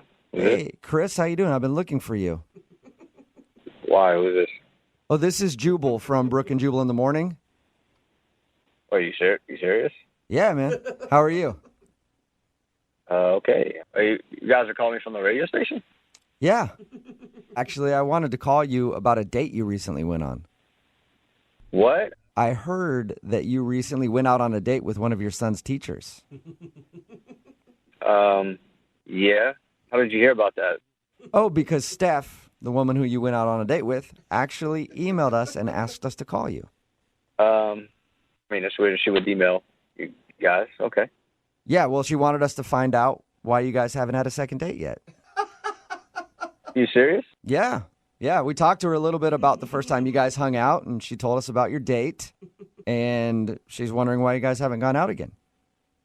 I mean, why didn't she just call me? I don't understand. I don't know. Some maybe nerves or something like that. She wanted us to do it. I'm not really sure. Did you like going on a date with her? Yeah, I mean, she's nice. She hasn't really been in touch with me, so I kind of wanted, things kind of just fizzled out, so I wanted to. Oh, weird. She didn't tell us that. She just told us that she went on a date with you and wanted us to get you on the phone. Oh, that's cool. I mean, I like I said, she hadn't got back to me, so I thought she just wasn't interested in me, Yeah, maybe she wanted to do it this way. So anyway, tell us about that date with her. Yeah, we went to a bar and, just hanging out, had a couple of drinks and, I thought we were having You guys actually went to a bar together? Yeah, I mean, we were at the bar together, so. Oh, okay. Okay, that's cool. Nice. Bar's always a good place for a first date. Yeah, I think so. Nice, lively, people having fun, dancing, drinking, so. Yeah, okay. for sure. But Chris, what made you think that you guys had a connection? Well, we were having drinks and we were talking and, So you guys hung out and talked, and she said that at the end of the night you did ask her to go back to your place. Yeah, I kind of felt that party could have kept going, so I just invited her back to my place, and that's when she kind of lost interest, or I don't know, it just seemed weird at that point. That's interesting, because you feel like she likes you. Yeah, I thought everything was fine till that point. I don't know, maybe she was just tired. I don't know. Yeah, it could be. Let me ask you, what were you hoping to get from all this? Just to hook up with your son's teacher, or to actually date her? Well, the thing is, my son is in her class, and my plan was I kind of had a plan to get her a couple of drinks, be nice and kind of hang out because my son's having a little bit of trouble in her class. So I was hoping that maybe, if things went well between us, not only would I be able to hook up with her because she's attractive, but that my son would maybe, show him a little bit more, attention, help him get along a little better. Wait a second. Better grades. Are you saying that you wanted to go out with her to help your son do better in school? I mean, yeah, but also, she's attractive. If she wasn't attractive, I wouldn't have done it. But yeah, okay. Oh my god. Hey, Chris, I do have another question for you too. At the end of the night, when you got her phone number from her, were you excited about that? Yeah. That's interesting. Whoa. That's interesting because she told us she never gave you her phone number. I mean, technically, she didn't. Okay, so how did you get her number then? I just came upon it. I just found it. What? Come on. You just found her number. You are so creepy right now. How did you get her number? Well, at this point, I don't think it matters. I mean, she obviously wants to go out on a second date because she had you guys call. So. You know what? I'd rather not comment on what you just said. I'm just going to let her do it because Steph is actually on the other line listening right now and would like to talk to you. Wait, what? Yeah. Steph, you there? Hi, Chris. Hi. What's going on? Well, that's actually my question to you, Chris. What is going on? I don't know what you mean. First off, we were never on a date. Our paths crossed in a bar, and we just happened upon each other. That's life. That does not mean that we went on a first date. Even if we had a conversation and there were drinks in our hand, that does not mean that we were on a date. Well, it's kind of weird you're saying this now. I mean, because, with everybody listening, because the other night you were flirting and everything was fine. Okay, Chris, let me spell it out for you. I am your son's teacher. I am not a girl for you, okay? And second of all, I don't know how you got my phone number, but you better delete it, and you better not contact me ever again. There is a phone number at school that you can reach me and leave a voicemail if it pertains to your son. And third of all, do not use me as some kind of toy to get better grades for your son. Yeah, your friends did tell me you play hard to get. This is kind of, this is kind of cool. Her friends told you that she'd play hard to get? Oh, yeah. Yeah, they're the ones that gave me the number. They said she would, be like this. Oh, my God. All right, I think we finally figured out what happened. Chris, I think you were set up, man. I think both you guys were actually set up. Yeah, I honestly don't know what the hell's going on here. I think that Steph was not into you, and her friends knew that, so they gave you her phone number so that you would bug her. Steph, does that sound right? Yeah, it sounds about right. Oh, I get it. Yeah, they did this whole thing to set it up so we can actually get together. I got it. No, Chris. Just ignore everything that my friend said, okay? I can do that. I think we actually need to discuss it over like a beer or something. Oh, my God. Not getting it. Oh, my gosh. I am not interested. I'm not interested, okay? Okay, wow. So what about my kid, though? How's that? Wait, are you still trying to get better grades for your kid? Chris, I think you've lost this whole battle, man. All right? Oh, my gosh. Well, I just, I heard she favors other kids. I just want her to favor my kid the same. Excuse me? I don't know where you heard that, but I treat every one of my students with respect and dignity, and I treat them all the same. They just learn differently. That is not called favor. Yeah. That is called being a teacher. But Steph, aren't you glad that you finally have an involved parent, though? Oh, my God. Yeah. Teachers always want that. I guess not in this case. I always have to ask this question on a second date. Maybe I'll ask it a little differently for this one. Chris, would you like to not go out on a date with Steph? We will not pay for it. And Steph, would you like to not go on a date with Chris? We will not pay for it. Yes. Okay, wonderful. I'm going to have to say no to the first question and yeah to the second question, but I'm still not sure what it really means. All right, well, I just think it means that you guys aren't going to go out on a date. So will you stop texting Steph, Chris? I guess I can stop texting her. I don't really understand what happened. I know. Brooke and Jubal in the morning. Somebody texted in at 78592 and all it says is, take a hint. It's Brooke and Jubal in the morning talking about the second date update. Steph called us. She's a teacher. She really wanted to do the second date update to tell this guy to stop bugging her. Yeah. Less of a, hey, I want to see him again, more of a tell him to go away. Because they hung out at a bar. She actually teaches his kid. And they hung out because he was at the same bar, and then he said that they went on a date together and would not stop calling her. Found out that's because her friends told him, oh, yeah, she's really into you, and gave him her phone number. I bet they didn't even realize it was going to be that bad. No. Well, it was great because they go, no, she'll play hard to get. Like, Yeah. don't give up. Don't give up no matter That's the what. best part of the whole thing. And we tried to tell him she wasn't interested. He finally got it at the end, like, oh. And then he just wanted to date her so his kid could get a better grade. Yeah. Everyone's texted in right now. I can see why the kid's not doing so well in class. Like father, like son. Yep. A little slow. Remember, if you want a second date update, just email the show. We'll call the person who didn't call you back. Really interested to hear what happened in today's second date update because Wade, who is on the phone with us, he wants us to call a girl named Miley. They went out on a date, and after their date, he got 2 texts from her. One text said, "You're awesome. I totally want to see you again." And then a few days later, he got a text, and I'm paraphrasing, but he got a text that said, "You're disgusting, and I never want to see you again in my life." Whoa. A few days later. Wow. And he hadn't hung out with her any time between those texts. What? So it went from, yeah, I want to see you, to you're disgusting, without them even seeing each other. Wade, what's up, man? How are you? I am not good, and I'm really confused.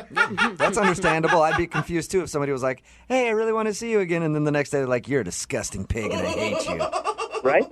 It makes no sense to me whatsoever, and I'm kind of glad that somebody is trying to help me figure this out because it's driving me crazy. Maybe she's just crazy and she's playing like hard to get.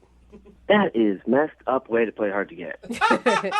So how do you go from a girl wanting to go out with you to a girl calling you disgusting in the matter of just a couple days without you doing anything? I have no idea. She must have Googled me or something. Mm-hmm. Maybe she looked at my Facebook, but I don't really do Facebook very much. So if she looked at your Facebook, is there something on there that would be disgusting? No, there's nothing disgusting on there. You're not married or anything, right? Absolutely not. I am a single guy, single, ready to mingle. All right, well, maybe it's something that you did on the date. How did the date go? Was everything cool? Yeah, everything seemed to be going fine. She seemed really into me. The meal was fun. I mean, to be honest with you, we did have a little bit to drink. So, Okay, but the date obviously went well if after your date she was texting you saying she wanted to see you again. Yeah, I mean, she did leave really late at night, but... She left late at night? Yeah, she left at like 3 o'clock in the morning. I just Like from the restaurant? You guys... No. We're definitely feeling each other. And so I was like, hey, why don't we go back to my place and hang out, watch a movie, have some cocoa. I don't remember what excuse I made. Have some cocoa? Does that usually kill it with the ladies for you? Sometimes. I don't know. So we grabbed an Uber and went back to my place. And we just kind of made out. And she left around, I don't know, sometime between 2 or 3. I wasn't awake. Okay. But wait a minute. Had you guys known each other at all before this date? No. We met through a dating app. And we talked for a while online through the app. But all right, so you have no clue why she's calling you disgusting all of a sudden and says she wants nothing to do with you. I have no idea. I mean, maybe she knows one of my ex-girlfriends who hates me, and they talked about me. Or she saw a weird post, and maybe she messaged somebody randomly online to ask about me. I have no idea. Do you have that much? I mean, how many crazy ex-girlfriends are out there? Because you sound like it's a very high possibility. I mean, I'm not young, so everybody has at least 1 or 2 crazy exes. That's why you broke up with me, right? Okay, I will so give you that. You think in your mind there's a possibility she ran into one of your crazy exes and they talked a bunch of trash about you and now she thinks you're disgusting. That's the only thing I can think of. I don't know what else it could be. And you're not leaving anything out like, oh, I sent her a junk pic, by the way. I mean, I don't think I did that. I should check the phone. You should know if you're sending those things out. Hold on. Let me check real quick. I don't think I did. Okay. That's good. Well, we'll play a song, come back, call her, and get your second date update, all right? Okay. And find out why she hates you. Hang on. Thanks, guys. Moving 92.5. Brooke and Jubal in the mornings. Second date update. All right, we're in the middle of a second date update, and if you missed the first part, Wade is on the phone with us, and Wade is a bold-faced liar. Ooh. Whoa. Ouch. Wade. What? What are you talking about? Oh, you don't know what I'm talking about? I don't think anyone So, does. Wade, when we talked to you a little while ago, you told us that the girl you went on a date with texted you after the date saying that you were disgusting and she never wanted to see you again, and you said, I have no idea why. That's right. Well, I Googled your name. I got your last name from our producer, and I Googled Wade, and guess what I found? There's a Wade in Ohio who has 3 kids and a wife, and you said you weren't hiding anything. What's up with that, Wade? That is obviously not me. You're from Ohio? You're from Ohio? You got kids and a wife, and you're going out on dates here? Oh. Hang up on him, Jubal. Yeah. There's a lot of Wade. That's obviously Nope. not me. I looked it up. Only one Wade in the entire world. Wow, Jubal, you should And be it's a that PI. guy. So disrespectful to come on this show and just lie to us like that, Wade. You guys are ridiculous. All right. Well, we're about to call Miley and see why, in fact, she isn't calling you back, because I guess there may be another Wade Miller out there. Are you ready to give her a call? Yeah, I'm ready. Let's do this. All right, here we go.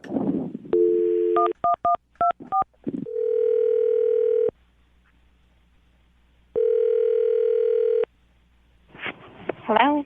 Hi, can I speak to Miley, please? This is Miley. Hey, Miley, how are you? This is Jubal from Brooke and Jubal in the morning.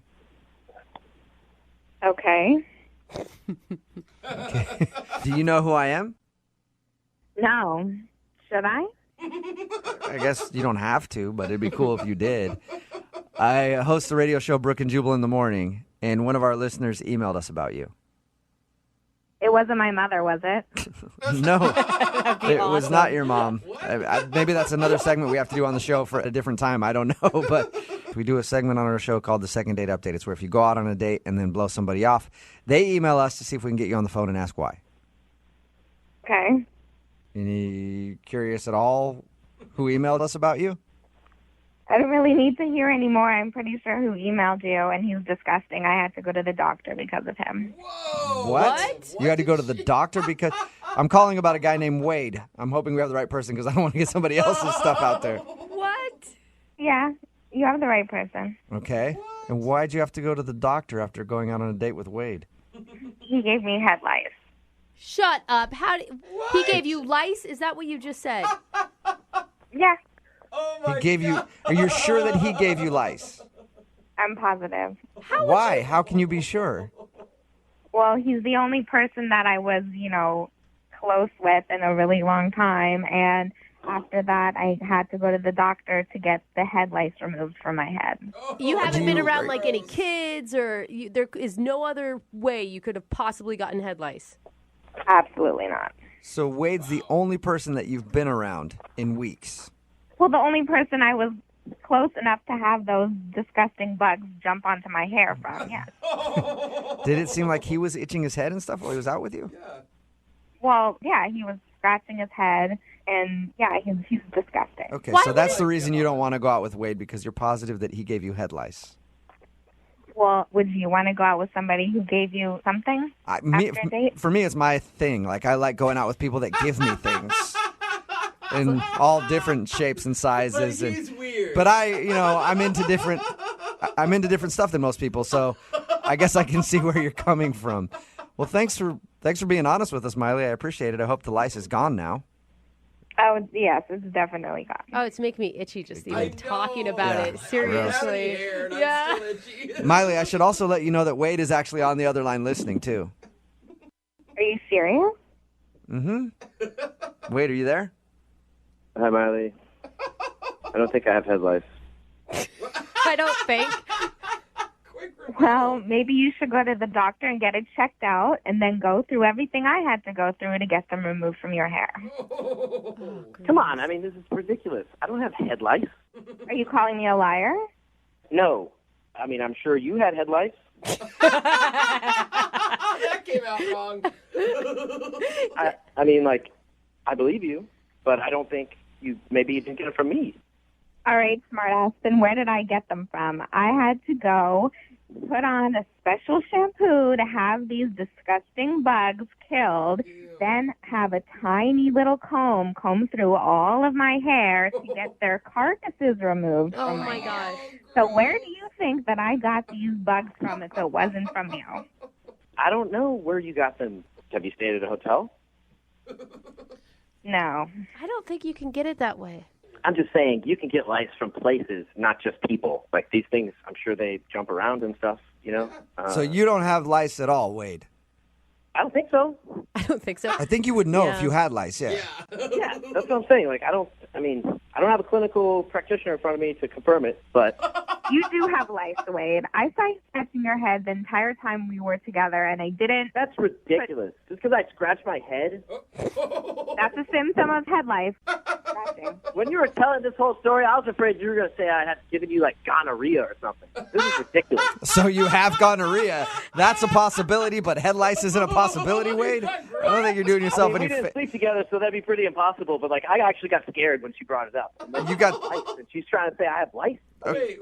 So you have other things that you could have passed along to her. No, I don't. I'm a clean person. I don't have these things. And not even to say that lice is for dirty people. Like, kids at preschool get lice. Yeah, but it doesn't... What is lice? It doesn't sound that way because you're like, I was so nervous. Thank God it was just lice.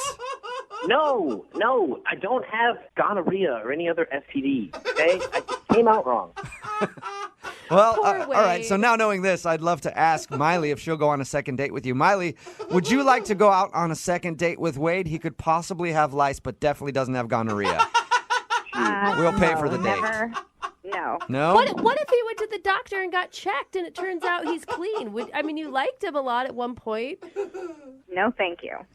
Wade, I'll ask her again if you promise to take an AIDS test. Can you do that? I don't have AIDS. This is ridiculous. I don't know, Wade. I mean, this is just a downward spiral. This is getting worse. I don't have any STDs. It starts, hey, everybody knows it starts at lice, and then it goes to AIDS. This is ridiculous. Brooke and Jubal in the morning.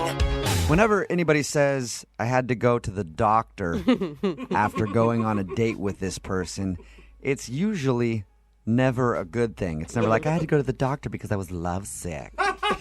My heart hurts so bad. It's Brooke and Jubal in the morning. I'm talking about today's second date update. This guy, Wade, went out on a date with a girl named Miley. She wasn't calling him back after the date. He had no idea why.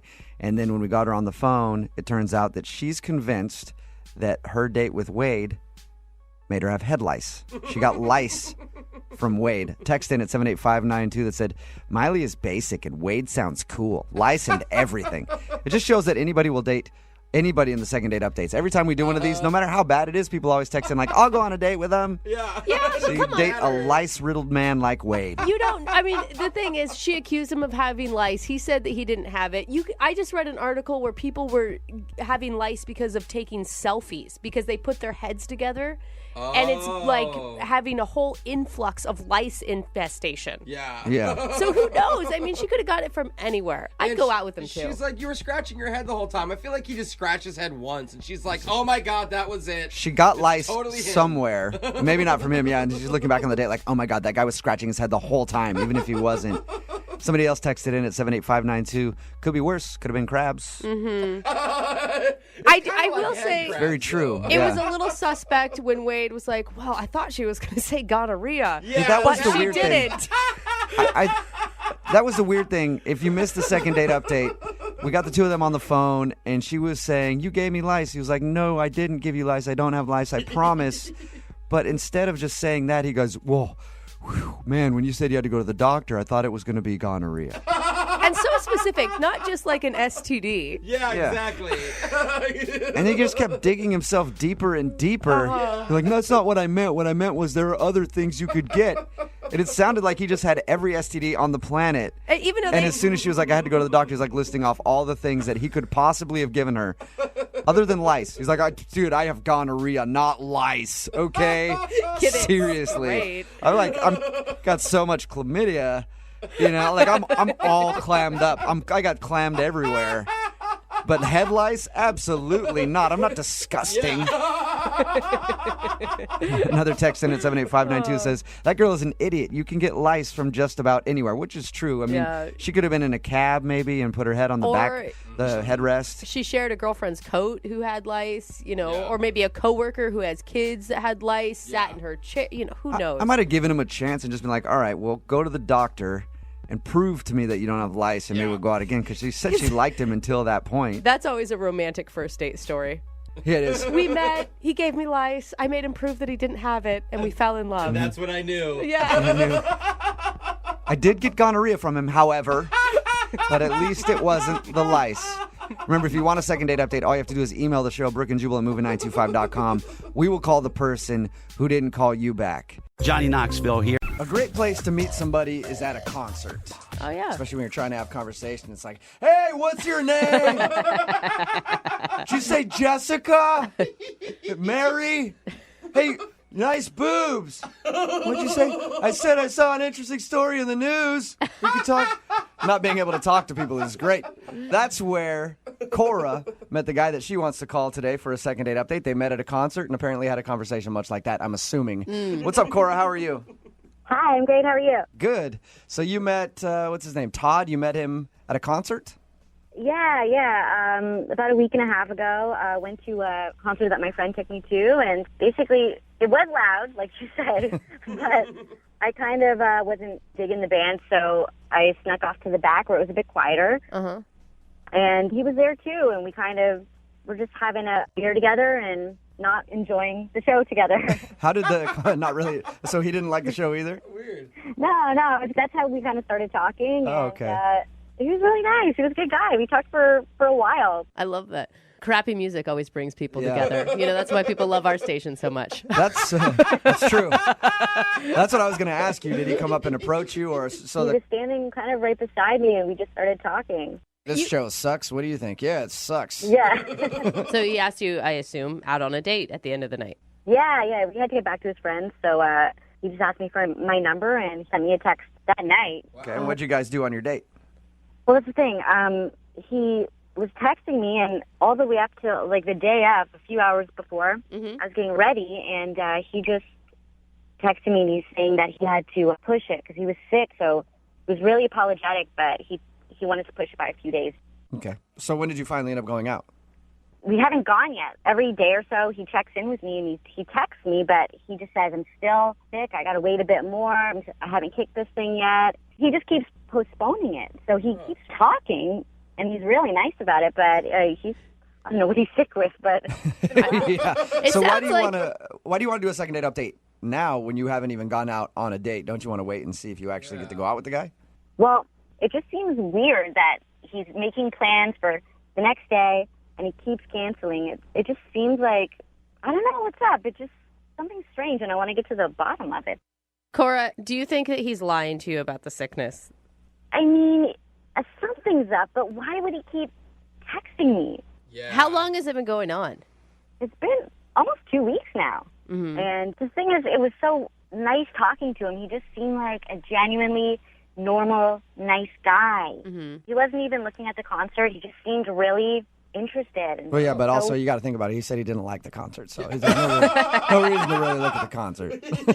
I've just been thinking about why he would keep pushing, you know? What could it be? Is he in a relationship? Is that kind of ending right now and he's waiting till it's completely over? Or is he like going through a difficult time? Yeah, the relationship thing's not necessarily a bad idea. He could be like trying to break up with somebody and it's like, oh, I'm not ready to go out yet, or I'm sick, you know. If that's the case, then he should just tell me that, or just not text me at all instead of making up an excuse over and over again of being sick. I'm starting to get worried for him. It is weird when you're talking to somebody and then they seem like they're really into you and they want to see you, but then they keep blowing you off. Yeah. Yeah, it feels... I'm starting to take it personally, you know? And you haven't actually heard his voice to like hear if he's sick. You've only been texting with him. Yeah, just been texting. I feel weird phoning him after all. Like, I feel bad. We call him and he's like, oh. Or just the doctor's answer. This is Todd's phone. He's currently in a coma. Yeah. All right, well, we're going to play a song, come back, call him, and find out why he won't meet up with you. Okay, thanks, guys. All right, we'll get your second date update right after this.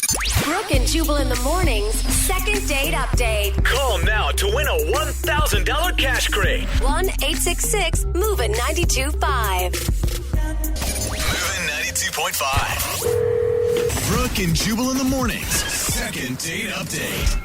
If you're just tuning in for the second part of the second date update, Cora is on the phone with us, and she wants to call a guy named Todd today. They met at a concert, bonded over how crappy the concert was, exchanged numbers, even planned a date, but they haven't actually gone out on a date yet because the dude keeps texting her and be like, hey, can we push it back? I'm not feeling real well. I'm under the weather. And he's done that for like 2 weeks now, so she's wondering what's going on.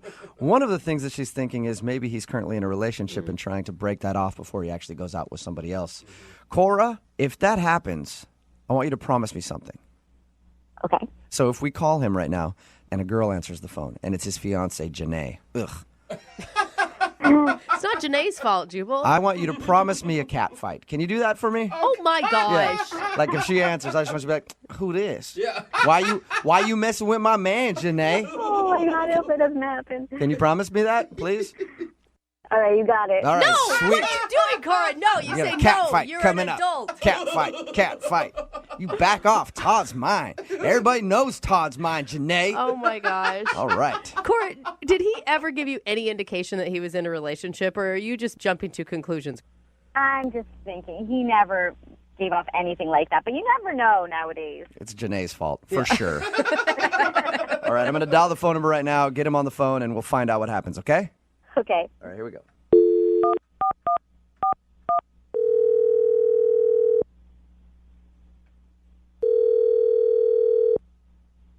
Hello? Hey, can I speak to Todd, please? Speaking. Hey, Todd, how are you? This is Jubal from Brooke and Jubal in the morning. What's that? It's a radio show, a morning show. Okay. Wait, are you guys the country station that plays their kid on the air? No. We are not. We're very far from that. That could pretty much be any country station in the world. Yes, we don't have our child on the air like everybody else does. Okay. We do a segment on our show called the Second Date Update, though, where if somebody goes out on a date with someone and then they start getting blown off, they ask us to call that person and find out why. And that's why I'm calling you today. Okay. A girl that you sort of went on a date with, at least met, her name is Cora. She emailed us and wanted me to see if I get you on the phone and ask why you keep blowing her off. Oh. Well, I'm not blowing her off. I'm still talking to her. I'm still texting her and keeping lines of communication open. I haven't seen her. Why don't you want to see her, though? Well, it's kind of a personal issue I'm dealing with. Right. I let her know I've been feeling under the weather. It's, I have been seeing a doctor. It's nothing life-threatening. It's a personal thing. Frankly, I don't really know why you're so concerned. Well, I'm not. I mean, I hope you're doing all right. Yeah. But Cora's the one that's concerned. Well, it's a personal thing. So here, I'm trying to. I'll tell you this, Todd. Cora thinks that you might be lying to her. Wait, she thinks I'm lying? Yeah, I mean, I'm not lying. Okay, you're not lying. Do you like her? Well, yeah, absolutely. She's great. Okay. Well, my advice would be to be honest with her about what's going on and maybe let us know, because if you don't, you might lose the opportunity to go out with her. Yeah. I mean, I've been thinking about that. It's kind of, I don't know. It's kind of embarrassing. Can you give us anything that we can go back to her with and say, hey, he still likes you, but, he's got a growth on his chest and he's getting that removed? I don't know. He's got another head growing out of his shoulder. Whatever it is. All right. It's just, I mean, it's probably not that serious, but I'm embarrassed by it. So I went to the doctor and I found out I have this issue. I'd been feeling kind of off for a while, just weird. So I went and I found out I have low T. What? Low testosterone. Yeah, and it's embarrassing. And I Is that the reason you're not calling her back, because you have low T? The guy's embarrassed by it. You guys are so mean. I have low T. You do? So I can bond with this dude. I've taken like testosterone shots and everything. I've got low T and high estrogen, man. That doesn't mean that you can't go out with the girl. No, it's embarrassing. Like I want to feel like I have like a full tank of tea. Get your tea up there before you take a girl out? As a girl, I don't think that we notice tea. I'm just saying, I don't know how it makes you feel different. Maybe confidence-wise. Is your confidence shot because you got low T? Yeah, it's partially that, but it's just something I'm trying to work out for myself and trying to get myself feeling good. I mean, I've been getting injections and working out, taking fish oil supplements, whatever my doctor's been telling me. I'm just trying to get that tea up. So you're trying to get your tea to like a good level for you to feel like you can date again. I don't know. It's just weird, and I'm embarrassed by it. I want to max out my tea right now. Oh, my God. I wish women had this discussion. I just don't feel like I have enough estrogen to go out with him right now. I feel like it's more in your head than it actually is in your tea, or where your tea is held. You know what I mean? I feel like it's just... Well, that's the thing. Like, I don't feel like the kind of man that I want to be when I go out with her. I want her to get the full me. Maybe going out with her, you like her so much, that might help raise your T. You're like, oh man, when I'm around you, there's a T coursing through my veins. You guys would think I'm crazy, but this is how I feel. I'm trying to do this and feel good about her and about myself. So when I talk to her, you just want me to tell her he's got something going on. He will eventually go out with you. It just might take a while and some tea to get that. Not some tea. No tea. Don't tell her about the tea. Just tell her that you do like her. Yeah. Okay. Well, unfortunately, I have to let you know she kind of knows about the tea. Yeah. Excuse me? She sort of knows. Because she's actually listening on the other line right now. Oh, my God. Hi. Oh, my God. I can't believe this is happening. It's okay. I mean, I'm glad it's not something else. I don't... Yeah. What does it mean? What does it mean that... if you don't work, like, downstairs doesn't work at all? No, it's just... I got low T. Well, I don't. Does it what does it affect really? What does it have to do with going on a date and just talking and getting to know each other? I can't explain it. It's just, you don't want to date low key, Todd. You don't want to. This is gonna be good. This is a good thing. If you can just give me a little more time just to get my testosterone back up, just raise my levels up. I promise it will be worth it. We're not gonna do anything on the first date.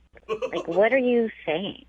No. I'm not suggesting that anything's gonna happen. But when my tee is up, all the cards will fall into place. So Todd, are you refusing to go out with her again until you get your testosterone back to the level you want it to be at? Well, I want to feel, like I can be the kind of guy around her that I know I can be, and I think this will do Todd, it. your confidence is shot, man. Yeah, you need your you forget about the T, man. Confidence starts in your head. I just, low T Todd just doesn't work. He's not happy. High T Todd is that, I feel like I'm gonna really be able to explore who I am with you, and Are you going to refer to yourself as low T and high T Todd, though? No. It's just, for argument's sake, I just, the version of me that you're getting right now, I feel like I could be better for you because I think you deserve that. It's pretty nice, Cora. I don't really care how much T you have. I think I just like you, and you don't have to really worry about that. You hear that, Todd? You don't have to impress her with your testosterone levels. And that's nice. Not a lot of women are like that. Todd, would you like to go out with Cora on a second date? We will pay for it. I'd prefer to wait a little longer, but I don't want to miss out on anything we could have. I don't want to miss out on any experience with you. Yes? So, yeah, definitely. All right, buddy. All right, Todd. Look at that. First step in getting your tea back, making a decision. That's like mental Congratulations, tea. you guys. Corey, you got your second date. Thanks so much, guys. Yeah, no problem. Hey. I'm still going to keep working on this T level, but, yeah, I definitely want to see you, Cora. Awesome, Todd. Yes. That's great. See, your tea, I guarantee your tea is getting back up there. That shows me that you're at least like a 200 with your tea. I feel like you're his testosterone coach. Yeah, I am. Todd, I'm, Medium T, bro. Todd, I'm going to be your testosterone mentor, okay? If you want to make a first date memorable, you really only have one of two options. Either you can be very romantic, or you have to expose them to something that has a high rate of mortality. Whoa, It's either flowers or funerals, no in between if you want to make somebody remember a first date. Okay. And Raul is on the phone right now to do a second date update, and he is a man that I can respect because he did one of those things. Raul, what's up, man? How are you? I don't know. I don't think it worked out for me, man. Oh my God! Please don't tell me that she's actually dead. Yeah, what? No, well, I mean, she might as well be. Yeah. No, she is. She is. We're actually going to attempt to call her with a Ouija board. Ooh, cool. We're doing a seance. First in the second date update from beyond the grave. Yeah, No. sweet. No, she's alive. I'm sure she's fine. She's just not talking to me, you know? Okay, that's dead to good. you. That's good. Before we get into what you actually did on your date, tell us a little bit about her. What's her name? Justine. Okay. And where'd you meet her? We met online. Okay. I thought she was really, really cute, and she had beautiful eyes. They were amazing, and I loved her bio. She said that she's a risk taker, and you don't see that too often. Okay. And what does that mean to you to be a risk taker? I don't know. It's being spontaneous and trying new things. Dude, it's a living without a schedule. I like it. Wow. You are a wild man, Raul. Yeah, I can be sometimes. Yeah. Okay. Sounds like it. Sounds like it, Raul. So, what did you plan for your date? Well, I thought I would surprise her, talk about being spontaneous. So I told her we were going to a restaurant, and I gave her the address. And when she showed up at the restaurant, obviously she assumed that we were going to be eating there. And I said, hey, actually, we're actually going down the road. Whoa. And so she was like wondering what it was. Yeah, I'd be scared of you, Raul. I would be nervous. I'm going to go with Jubal on this one. Like, first date off a dating app or the internet or whatever, surprises usually aren't going to work for you. Yeah, I think she saw that I was trustworthy. I'm a trustworthy person. I wasn't going to take her to the middle of a field or something. But you kind of did. What did you guys do? Yeah, that's a good point. I kind of did. You're Yeah, right. you did, actually. Okay, now you're laughing about it, Raul. You do sound a little crazy, buddy. It was in the spirit of risk-taking, So I took her down the road, and I took her to a skydiving center. You took her surprise skydiving on your first date. No. That's crazy. Bad idea. Yeah. Bad. That's bad, Raul. That's like something that people have to think of, or like a bucket list item. It's something that you wait your whole life to do if you're going to do it. Yeah, but she was totally into it, She was? Well, we'd been chatting online already about it, and she said that she really wanted to do it. So I thought, why not surprise her with that? Okay. What did she say? What were her words when you're like, ta-da, we're jumping out of an airplane? I could tell she sort of had that glint in her eye, and I could tell that she was into it. Wow, you were lucky. Gosh. And I already paid for it, too. Oh, okay. That makes it even better. Yeah, for sure. Because that's expensive. Yeah. That is not a cheap date. How did everything go when you actually jumped out of an airplane? Okay. All right. So this is the part that's hard to talk about. But so we go through all the training and everything, right? And you have to go through the position and all this stuff. And it's a tandem dive where you have the instructor is sort of glued to your back, right? And so I'm supposed to jump first, and they open the door, and I look down, and I couldn't do it. I couldn't jump. What? Oh, buddy. So you're sitting there with one of the instructors strapped to your back, about to push you off the airplane, and would you stop him? I just started yelling, no, and I fought him, and I freaked out, and I wigged out. Oh, I mean, this whole time I know she's watching all this, and it just so I went and we got out of the way, and then she went and she jumped. No problem at all. I mean, no hesitation. Right. Yeah. Okay. And did you actually jump, or did you just hang out on the plane? And Well, no. So, they talked to me, and then we circled around, to the spot, and then I finally jumped, yes. Oh, you did? Dude, that's awesome. Raul, you beat your fear, and you made it happen. What was it like? Let me tell you, I have to be honest, I hated it. Okay. Oh, my God. Hey, man, Oh, poor Raul. skydiving is not for everybody. At least you figured it out that day. Too bad it had to be on a first date with somebody who seems like they probably liked it. Yeah, and then when we landed, the instructor was joking around that he went deaf from me screaming in his ear. Oh, man. And what was her response to this whole experience? I mean, she said I was very brave and et cetera, but I could just tell that, she was sort of, I felt she was laughing at me inside, I mean, Yeah. it was embarrassing. And how did everything end after the date? Did you end up kissing, or did she hold you like a baby and let you cry? How did it work? No, it was just uncomfortable, and I asked her if she wanted to go, get a bite to eat, and she said she was just really tired from all the day's activities, which I understood. So, we just gave each other a hug, and we said goodbye. Oh, man, that did not work out how you expected it to, did it? Nope. And was that the last you've heard from her, or have you guys talked at all since? I mean, I've tried to reach her. I texted her, I emailed. I haven't heard back. Okay. Well, we'll play a song, Yeah. come back, and then call her and find out if you, being a little scaredy cat on the plane, is causing you not to get a second date.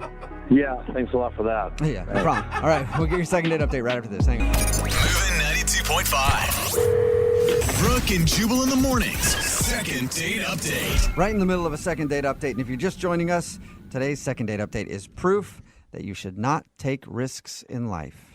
Just be safe, because every time you take a risk, it screws something up. Oh, man. Right, Raul? Yeah, whatever. Yep. Oh, my exactly. gosh. Raul, if you would have just taken this girl to dinner, maybe a movie, who knows? You could have been married by now. But instead, you had to surprise her with a skydiving trip, and then you ended up getting scared and not being able to jump out. And now she's judging you. Yeah, no good deed goes unpunished, right? I don't even my know what that gosh. means, Raul. Don't even know what that means. All I know is you screwed up by taking her skydiving on the first date. I said $400, man. That is an jeez. expensive first date. And Yeah, we it don't know for sure that she's judging him for not jumping and screaming like a little baby inside the plane, that okay? is true. If you're just joining us, he took a girl named Justine skydiving. The only thing is, Raul was scared to jump out of the plane. Yeah. She jumped out. They had to circle around again. He finally jumped out, but yelled so loud the instructor even commented on it after, like, wow, I've never heard anybody scream that loud. So that's why Raul thinks he's not getting a call. All right, man, you ready to get her on the phone? Yeah, I guess so. Oh, you sound so defeated, buddy. No. Be brave this time, okay? Okay. All right. You sound like you're more nervous now than you would be going skydiving. Yeah, I think I kind of am, man. Okay. Oh, man, good luck. Here we go. I'm going to dial their phone number.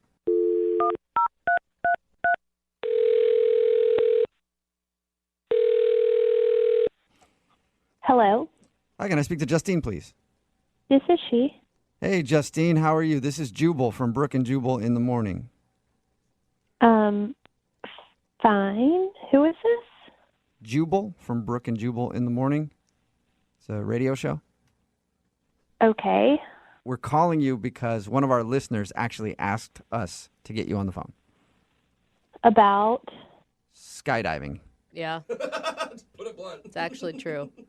Skydiving? Yeah. You went skydiving just, like a week and a half ago now? Something like that? How did you know that? Because Raul, the dude that you went skydiving with, wanted us to call you. Because we do a segment on our show called the Second Date Update. So Raul told us how you guys went skydiving, and now he can't get a hold of you. So he asked if we could help. So you're calling to ask me for Raul? Is that what I'm hearing? Yes, it's kind of like a middle school type situation. Like, Right? you know, Yeah. hey, do you like our friend Raul? Can you check yes or no on this box? It's so true. Yeah, I definitely have to check no on that box.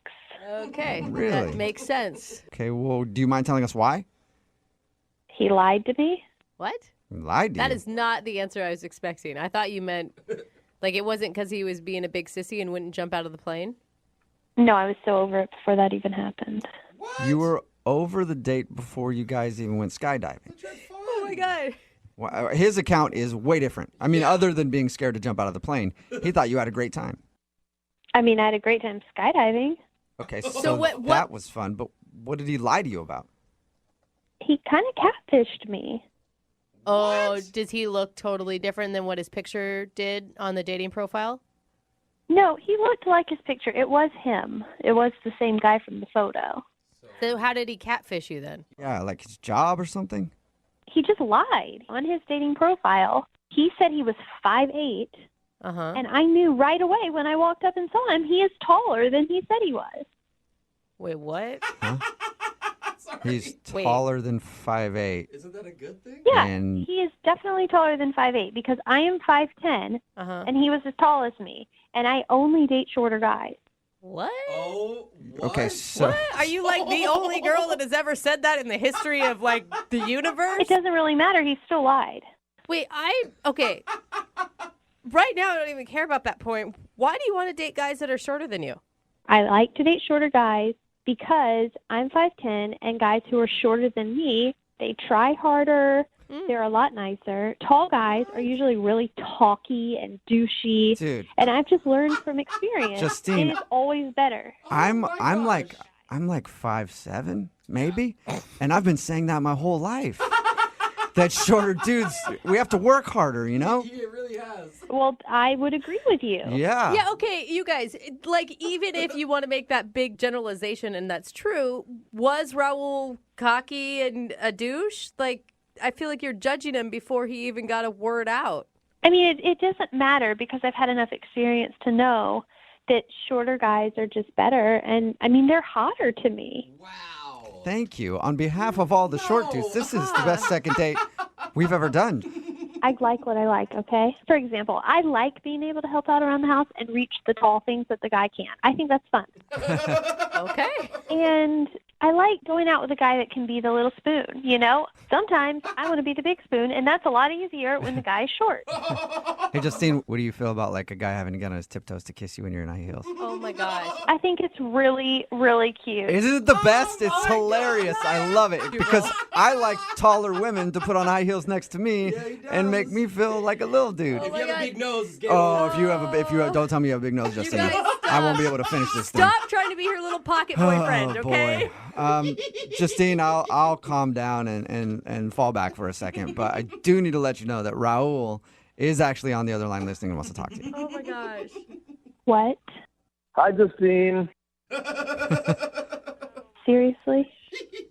Justine, are you kidding me? I mean, that's why you're not calling me back? Yeah, 'cause you lied to me. I don't date liars, and I don't date tall guys. Whoa. You're both. You're a lying tall bastard, Raul. I mean, but this has to be the first time in history. Guys always lie and say they're taller. Yeah, why are you lying and saying you're shorter, Raul? Look, I didn't even realize I put 5'8". Okay, I'll go back and fix it. But Justine, come on. I mean, that's why you don't want to date me because I'm, 2 inches taller than I said I was. Are you 5'8" or under? No, but I mean, Okay, fine. Then I'm not interested. Oh my gosh, man. Justin. Justin, you could be missing out on like the person of your dreams. You could be missing out on amazing people just because of this weird height restriction for you. Or she could be more accepting to amazing people who are closer to the ground. Depends how you look at it, Justine. I'm on your side. Yeah, we can tell. Why are you guys trying to tell me what I like? I've been with guys. I know my height cut off. I want to be with a guy who's 5'8" or under. Then we don't even need a king size bed. Yeah, and I'm not telling you, I am fully behind you on this one. You have my complete support, Justine.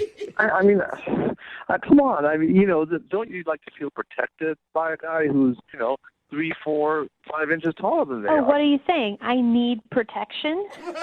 No. That I can't protect myself? I'd prefer to be with a guy who could jump out of a plane before me without throwing a little fit. She's got a point. All right, you got me there, but I finally did jump. Okay, I did jump. Oh, good for you. Give him credit. Yeah. All 5'10" of you. Oh my god. Well, I'm pretty sure that we all know the answer to this, but Justine, would you like to go out with Raul one more time on a second Nope. date? We will pay for it. You didn't let me finish the sentence, Justine. We'll pay for it. No, I can't believe it. I mean, over 2 inches. Who ever heard of a girl that wants a shorter guy? I mean, that's bizarre. Well, I think if anything, you cut your losses, Raul. It's not something that you can actually control. So I wouldn't feel too awful about it. And I spent $400. That part true. you may feel bad about. You are out $400. Yeah. That was an expensive first date, Raul. Can you pay for that? Definitely not. No. We will not be paying for your first date that you went on. Reimbursed. Yeah. Well, you were going to pay for the second date. Yeah, but there wasn't going to be $400. It was going to be like a $25 gift card to Red Robin or something like that. So I'm not doing that. Justine, are you still there or have you hung up on us by now? Oh, I'm here. Okay. Well, thank you for talking to us and thank you for telling us why you don't want to date Raul. You're welcome. Yeah, and I'll be hitting you up later. That was going to happen. I'm real short. Yeah, go out with him. Yeah. Thanks, Raul. Hey, didn't work out for you. I guess you got to find a girl who is accepting of you tall freaks out there. I'm 5'10". I'm not even that tall for crying out loud. That's a good point. Well, I'm sorry. You're too tall to ride this ride, so bye. Oh, man. Brooke and Jubal's second date update. You ever have one of those bad dates where just nothing seems to go right? Yeah. Me neither. What? But Marshall, who's on the phone for a second date update, definitely has. His date seemed like just one really horrible thing spiraling out of control into a ton of horrible things. And now he needs to do a second date update. What's up, Marshall? How are you? Hey, guys. How you guys doing this morning? So, from Jubal's description, it sounds like you know exactly why she's not calling you back. I do. It's kind of a laundry list of problems here. Okay. Sounds like you don't really know exactly why, but you know there's a lot of options, at least. Yeah, I know that it could be one of several things, and I'm hoping you guys can help me along, and maybe we can go through them and get to it. I mean, that's why I emailed. All right. Before we go through your list of things that went wrong, why don't you tell us about the girl we're going to call today? What's her name? Her name is Melissa. Melissa. All right. And where'd you meet Melissa? Well, we met on a dating app, and she just stuck out literally like a firework. Beautiful red hair, these bubbly eyes that just link you in. I mean, like kind of like a Zooey Deschanel. Like when you look at her, she just has this, I don't know, cuteness that just reels you in like a fishing lure. Okay, so you were excited about this date then. Oh my, over the moon, just through the moon excited. I mean, I couldn't even believe it. Was one of those, I thought I was going to show up and it wasn't going to be the picture I was looking at. You know, you're like, it's too good to be true. And then you did show up and it was actually Zooey Deschanel. And you're like, you're just as wacky and lovable in real life. Oh my God, look at you, so adorable. Yeah, it was like I was on an episode of New Girl. But she honestly was just, I don't know if you've ever seen those girls with like just the red hair that's not too red. It's kind of got the, you know, the layers of like auburn flowing through it. It's like nice red hair. It's not like you might steal my soul red hair. You know? Yes, exactly. Oh my God, you know got exactly what I'm talking. Yes. Were you nervous? Like, was that part of your problem?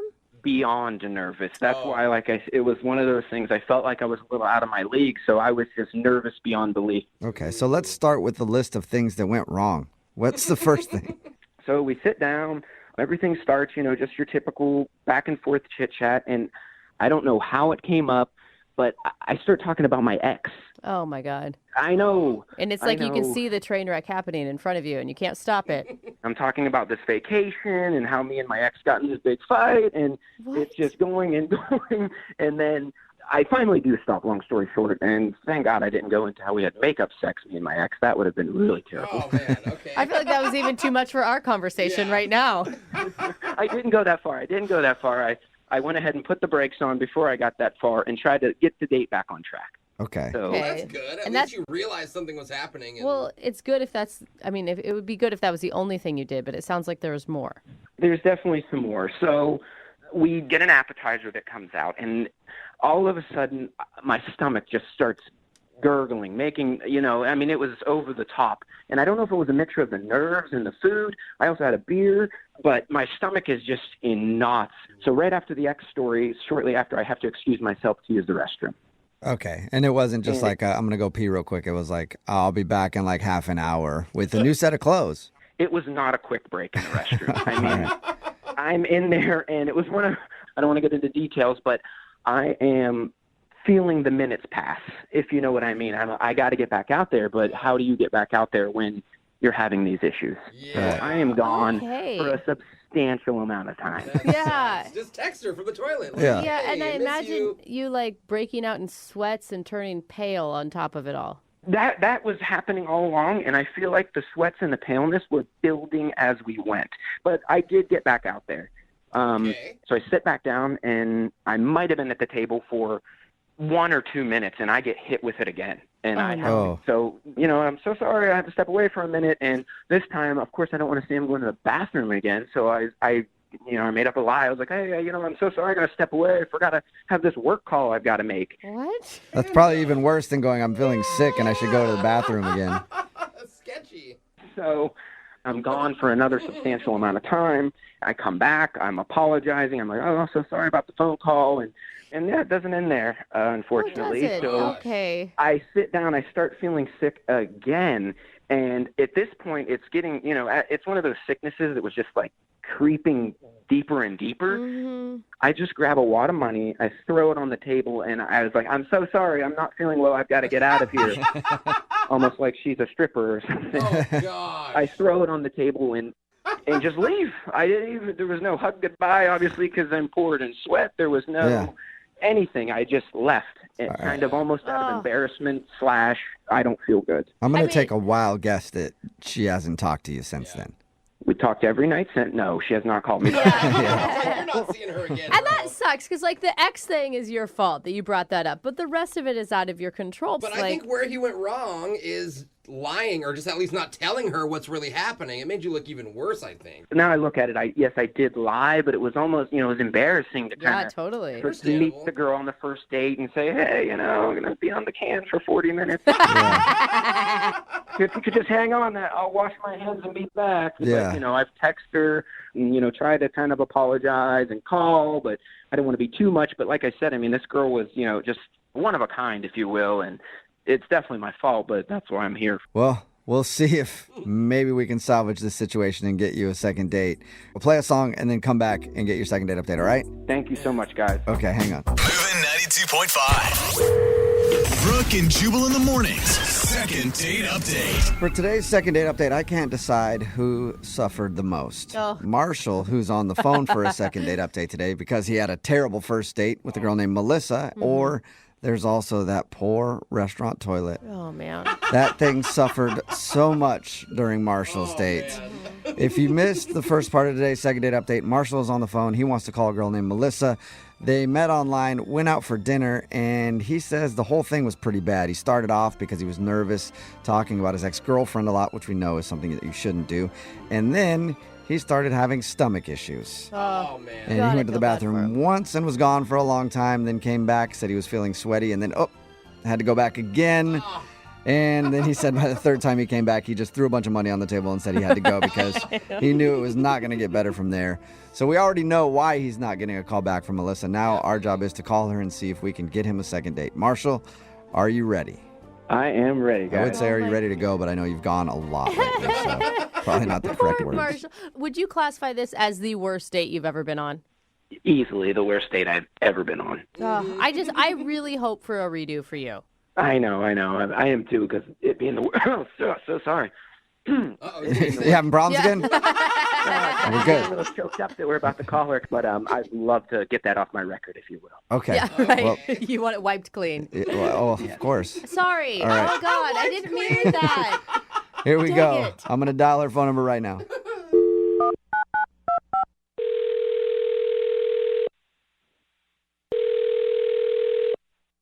Hello, Hi, may I speak to Melissa, please? this is she. Hey, Melissa, how are you? This is Jubal from the radio show Brooke and Jubal in the morning. This is Melissa. Yes. Melissa from... What radio show are you from? We're not. That's not what. No. What radio show? What are you talking about? Well, my name is Jubal, and I host the show Brooke and Jubal in the morning. It's a radio show. Does that make a little bit of sense now? Okay, I understand it's a radio show, but I'm not understanding why you're calling me. Okay, cool. I'll tell you. Well, we do a segment on our show called the Second Date Update. That's where if you go out on a date with somebody and then end up not calling them back after, they can email us to get you on the phone and find out what happened. And we got an email the other day from a dude named Marshall. Oh my God. Yeah. Okay, and okay. And Marshall told us all about your date. He also said a lot of very nice things about you. And he says he kind of knows why you wouldn't be calling him back because it was pretty awkward, but he wanted us to see if we could figure it out more. Okay, so Marshall emailed you and wants to know about the date that we went on. Well, he actually inquired to you about our date. Well, he just wanted, more than anything, I think he kind of wants a redo. He said it was awful. Well, that's interesting. There is definitely not going to be any redos with Marshall. That's for sure. I mean, he talked to us. He told us about your date. He said how he was nervous and talked a bunch about his ex and then had some stomach issues. Can I explain to you in my side exactly what happened on this date? Yeah. Yeah. Okay. So I met Marshall on a dating app. Okay, and I'm very, very, very apprehensive about dating in general today because, as you know, when you're in the dating world right now, you meet a lot of weird people and a lot of duds, okay, more times than not. Right. Yeah. Yeah, so I go out with Marshall, and he almost right away starts talking about his ex-girlfriend. Yeah, he told us that. He knows that he was so nervous, though, because he said you were so pretty and you seem so lovely. And, haven't you ever had one of those out-of-body experiences where you just keep talking and you know you should stop, but you just can't stop? No. Okay, well, so you're not going to have a lot of sympathy there, I take it. No, you're not understanding. Okay, so he actually showed me a picture of his ex-girlfriend, on our date. And then Marshall asked me if him and I could take a picture together so that he can post it online to make this ex-girlfriend jealous. Oh, wow. Marshall. He didn't tell us that. Yeah. It was literally the most awkward situation I've ever been in. Wait, what do you say? What did you say? I just basically was like, we could take the picture after dinner, and that's when I took the situation into my own hands, actually. You took it into What do you mean? your own hands? Yeah. How do you do? He said that he had stomach issues and then threw money on the table and left. I don't. Yeah. Would you? So when I go on dates now, I bring laxatives. Oh What? This is like, yeah. So Wait, and you think this is cute? I mean, I've been on so many of these dates. No, this is so good. Okay. So you slipped him some laxatives? So what happens is after Marshall talked about his girlfriend, I just knew right there that I didn't want to do anything. So what I do is I carry chocolate laxatives in my purse when I go out on these dates.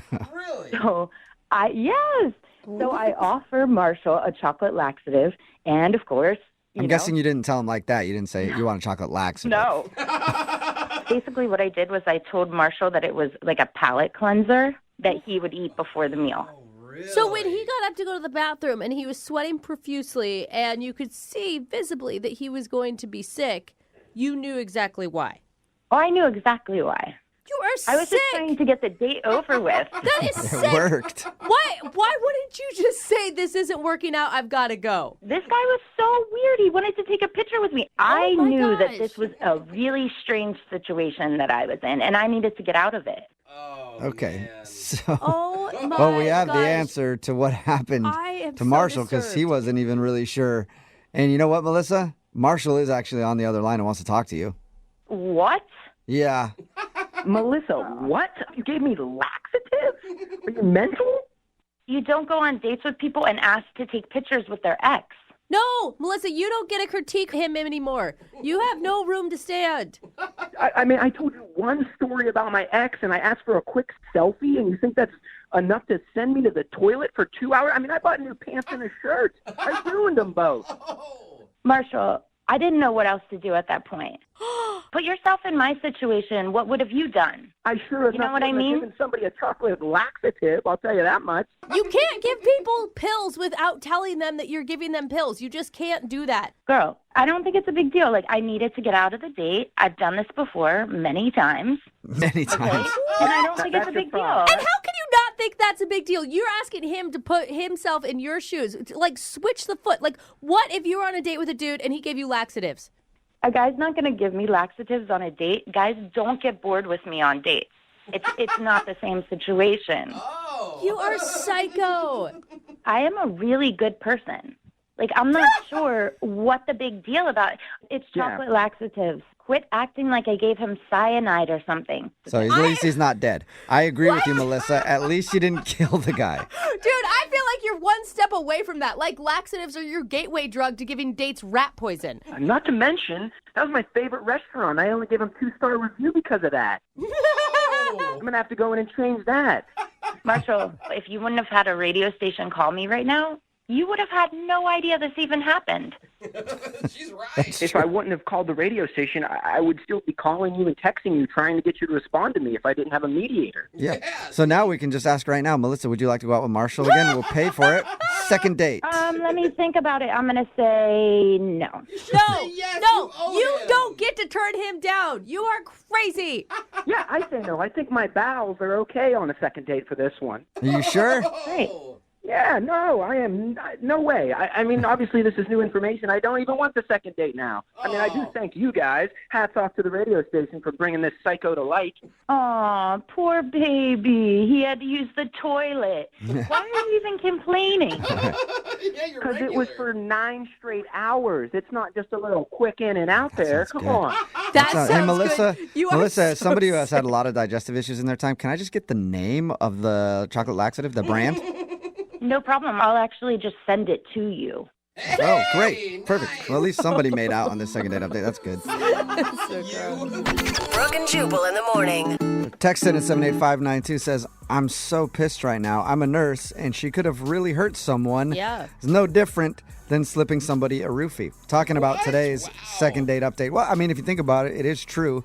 If you missed it, Marshall wanted to call this girl Melissa. They went out on a date. He wasn't doing very well on his date. He started talking about his ex-girlfriend the whole time. And then he started having digestive issues and had to run to the bathroom a bunch. We got her on the phone and found out that her move when she's on a date and doesn't like the dude is to offer them a chocolate a laxative chocolate so that they have to go to the bathroom and the date has to be over. Without them knowing. She doesn't go like, hey, here's a laxative. Yeah. So she secretly gave him a laxative, and then his stomach started to hurt, and he had to go to the bathroom a bunch. And he ended up just throwing money on the table and leaving. And everybody's saying that that's actually a crime. Absolutely. And it you is, I can't think. drug people. Absolutely. And the craziest part to me is how proud she thought it was really cute. Yeah, she did. She thought it was a cute move, and she's done it before. And it wasn't a big deal. Yeah, she's like, I've done this to a bunch of guys. Yeah, like I've given them laxatives she's to like, ruin the get date. this. Wait till you hear what I did. You guys are gonna think this is so funny. Yeah, there's no difference between her slipping somebody a laxative and some douchey bro who's like, dude, I've done that to so many chicks. Like, just leave your drink unattended and drop a little bit in. Done it to so many chicks. I guess there's no difference. There's no difference between her and Bill Cosby. She didn't sexually assault him afterwards is the positive piece of that, because I don't think that after you get a laxative I don't think you want to. No, that's what I'm saying. Yeah. So there is a difference there, but the drugging part is all illegal. It's also like who and how she decides when they deserve the laxative. If she's done it to so many guys, I feel like her tolerance level is nothing. Yeah, as soon as she meets a guy out, she's just like, all right, you're getting a laxative. Yeah, you looked at me wrong. Right, I don't like your outfit. They didn't even have dinner yet. I know. Like, he's they literally talked for 10 minutes. Can I get a picture to make my ex jealous? No, that's dumb. But that doesn't deserve getting a laxative. I still stand by it, though. Her laxatives sound great. They sound like they work really. You want to go out with her just so you're more regular. Yeah, because Okay. I've taken some laxatives before, and they don't even work that well on me. Really? Yeah, I'm so jammed up sometimes.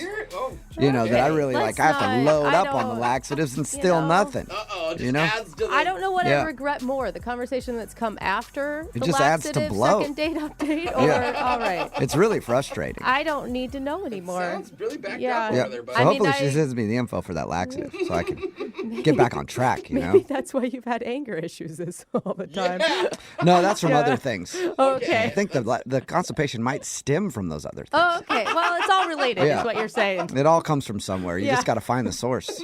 Remember, if you want to do a second date update, all you have to do is email the show, and we will call the person who drugged you. Or didn't drug you, or just didn't call you back. Whatever it is. Just email the show. You know what makes for kind of an awkward first date? Getting a psychic reading on a date. I've actually done that with a girl before, and the psychic person was like, "Oh, you're gonna get married to," and I'm like, "No, No. I already. You're a bad psychic." Well, that happened on Amanda's date with Thomas. That's kind of an interesting move, Amanda. Yeah. I mean, it wasn't planned. It just happened after we had a few drinks and got a little buzzed. We were walking down the street and we saw the psychic, and she beckoned us in from the window like they do. And she didn't say we were soulmates or anything, but she said you have a very strong connection and you should spend more time together. You have your auras match. Oh, that's hard She to was like, find. you're going to have a fun and wild time together. And we were having fun. That's kind of cute. I mean, that doesn't make it super awkward, did it? I didn't think so. So I invited him to stay over, and it was fun. There's the wild part. Yep. That's where your auras really got together. Amanda, were you actually influenced by what she was saying? Were you not considering inviting him over, but then you heard that and you were like, Well, I liked him. I mean, I was definitely interested and would go out with him again, but I'm not like, oh my God, she said it, so it must be true. But it just seemed like, I don't know, a positive sign. Okay, so the psychic, okay, I get it, but did anything really weird happen on the date? Well, we met for happy hour, and while we were having drinks, he pulled out his phone and he started reading emails from a lot of women on the site that had emailed him. So just to show you how popular he is? Yeah. Or are you making fun of them? You're lucky to Check have a it date out. with me. Yeah, you got to go out We with. were laughing. I mean, some of the messages were pretty pathetic. Were you guys just making fun of the people on the site? Is that why he was doing that? Yeah, Okay. exactly. Because it just seems kind of random. Yeah, we were talking about how a lot of the guys are losers, and he's like, well, let me show you this. You Okay. know? And Yeah. we were kind of buzzed, and we were having a lot of fun. Okay, so you guys spent the evening together. Mm-hmm. And then when I woke up, he had left. He didn't even leave a note. Oh. Nothing. He was gone. He didn't text me. Did you text him that morning, like, "Hey, where'd you go?" Yeah, well, I texted him that afternoon because I figured, well, let me see what happens. And he never responded. Mm-hmm. It's been 2 weeks. How many times have you tried to get a hold of him since then? Enough, I didn't because I was like, I'm not going to, make a fool of myself. But Right. I just kind of want to know, what happened in his mind. We had so much fun. The psychic reading was positive. I don't get it. Like, Yeah. I don't get why he would blow me off like that. Banging bouts? Without even a word. Okay, we're going to play a song. Come back, call him, and get your second date update, all right? Okay. And if it goes poorly, then you need to go back to that psychic and ask for a refund. All right, hang on. Wait till you're announced. Moving 92.5. Brooke and Jubal in the mornings. Second date update. My psychic powers are telling me that Thomas just wanted a piece. Ow. Yes. God, you're good. Tuned Jubal. in to the spirit world, and I've asked them, and they've said, that Thomas just wanted to get some, and that's why he's not calling Amanda back. Amanda, what do you think about my psychic powers? Well, I mean, you're probably right, but... And hey, you didn't have to pay for that. They came for free. No, I didn't. I'm going to charge her. Oh. Well, if you're just tuning into the second date update, Amanda wants us to call Thomas. They met online, went out for a happy hour, ended up stopping at a psychic reading, kind of a spur-of-the-moment type thing.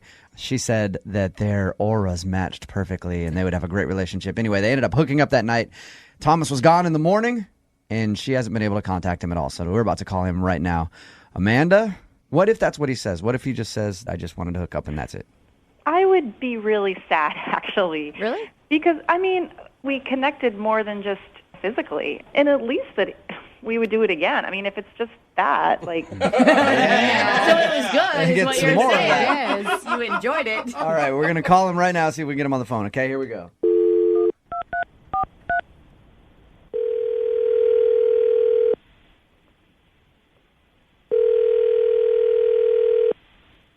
Hello?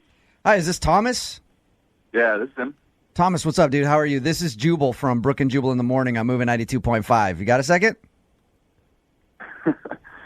I mean, yeah, of course. What's up? I'm calling you because you know a friend of mine named Amanda.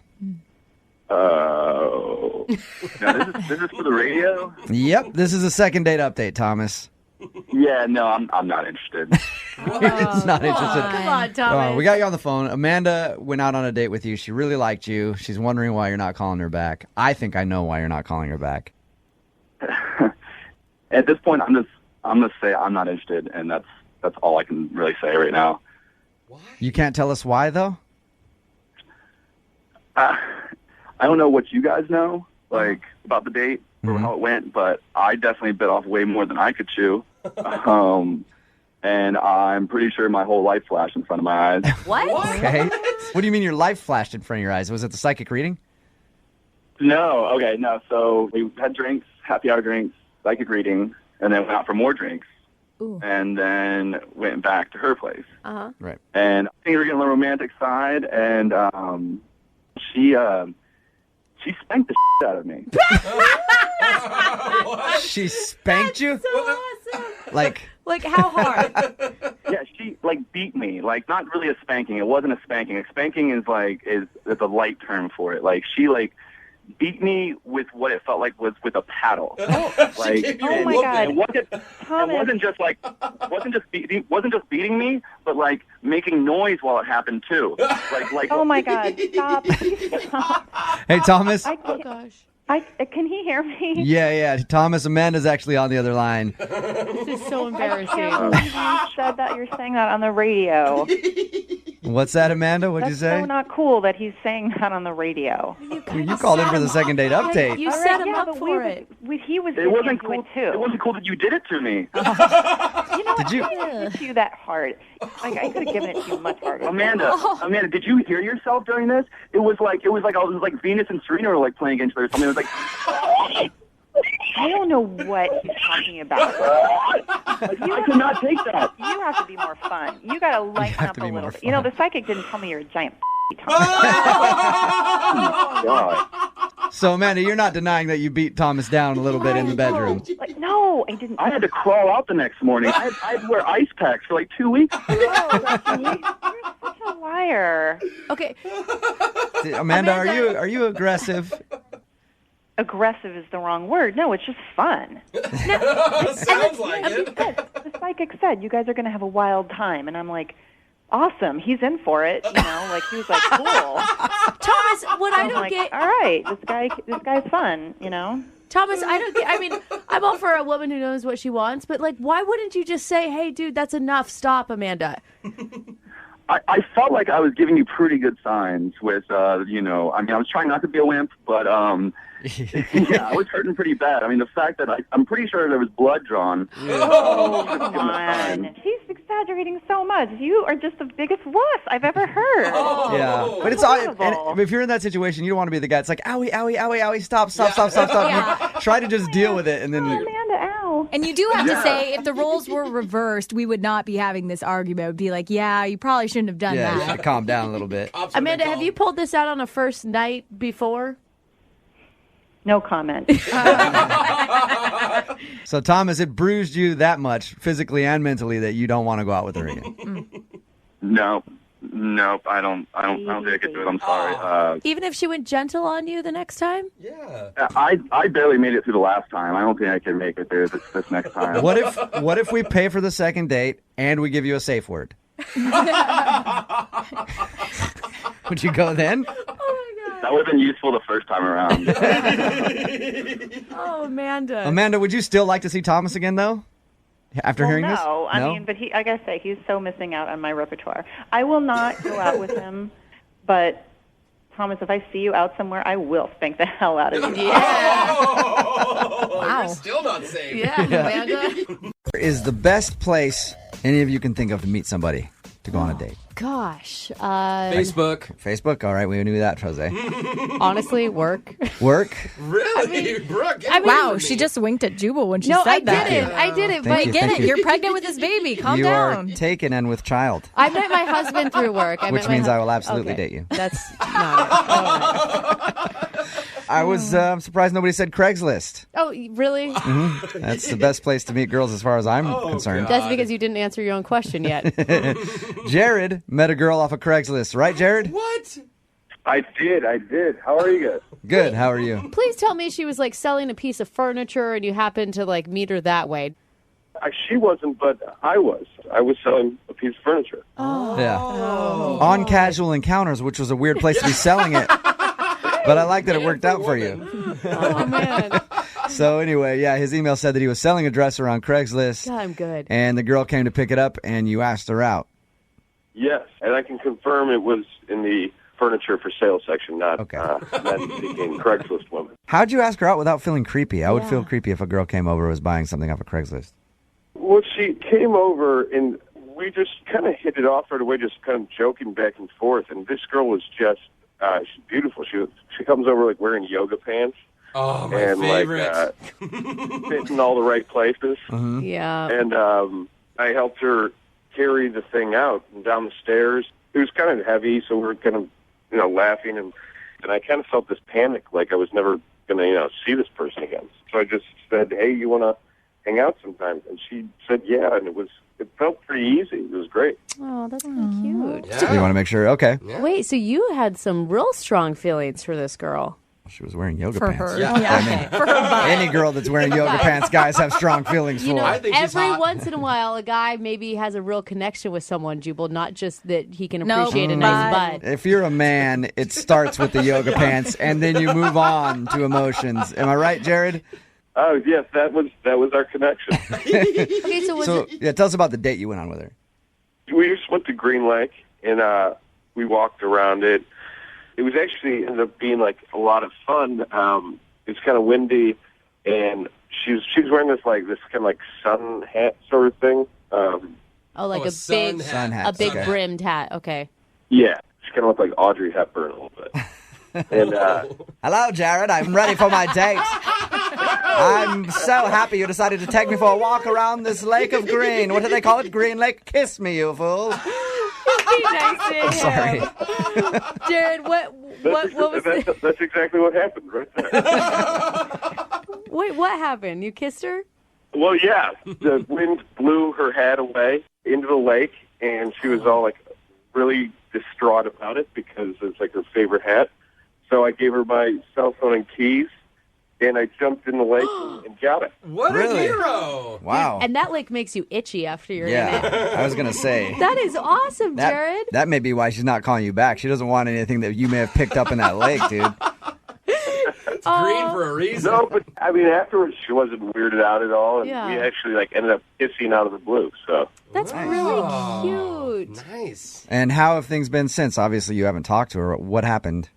Well, we were texting for actually a while after that. Things were kind of great for a couple days, and then out of nowhere, she just stops. And so I just try to strike up a conversation again, and then I get a text that just says, "Please don't text me again." Whoa. That's weird. What did you text? Did you text something weird? No, I just said, "Hey, how are you doing? Haven't heard from you, but you want let's hang out soon or something." It wasn't like I want to see your butt in those yoga pants. No, I've been actually very careful not to screw this up. Okay. So she said, "Don't contact me again." Well, we're gonna call her. We're going to do exactly what she doesn't want.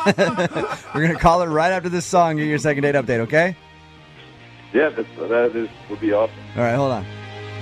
Moving 92.5. Brooke and Jubal in the mornings. Second date update. All right, Jared, are you ready to violate your no contact order? Oh, God. Oh, that's so mean. It's not that serious if you're just tuning in to the second date update. The girl that Jared met off of Craigslist in an innocent way. Yeah. She bought some furniture from him. Uh-huh. They ended up going out on a date to Green Lake. Her hat blew off at one point, and he saved her hat from the water. They texted a little bit. But the last text he received from her just said, "Don't contact me anymore." Right? Yeah. It's like a 180 for this girl. And you're looking at more than just a second date with this girl. You seem to really dig her. Yeah, and I didn't even send any text messages that was a weird or... Yeah. Getting the hat out of the lake is such a good move. I would never do that. Jared, I am on your side right now unless you screw it up. Awesome. I won't. All right. Hey, Jared, we all support you until we don't anymore. But it's conditional. All right. Here we go, Jared. We're going to call her right now.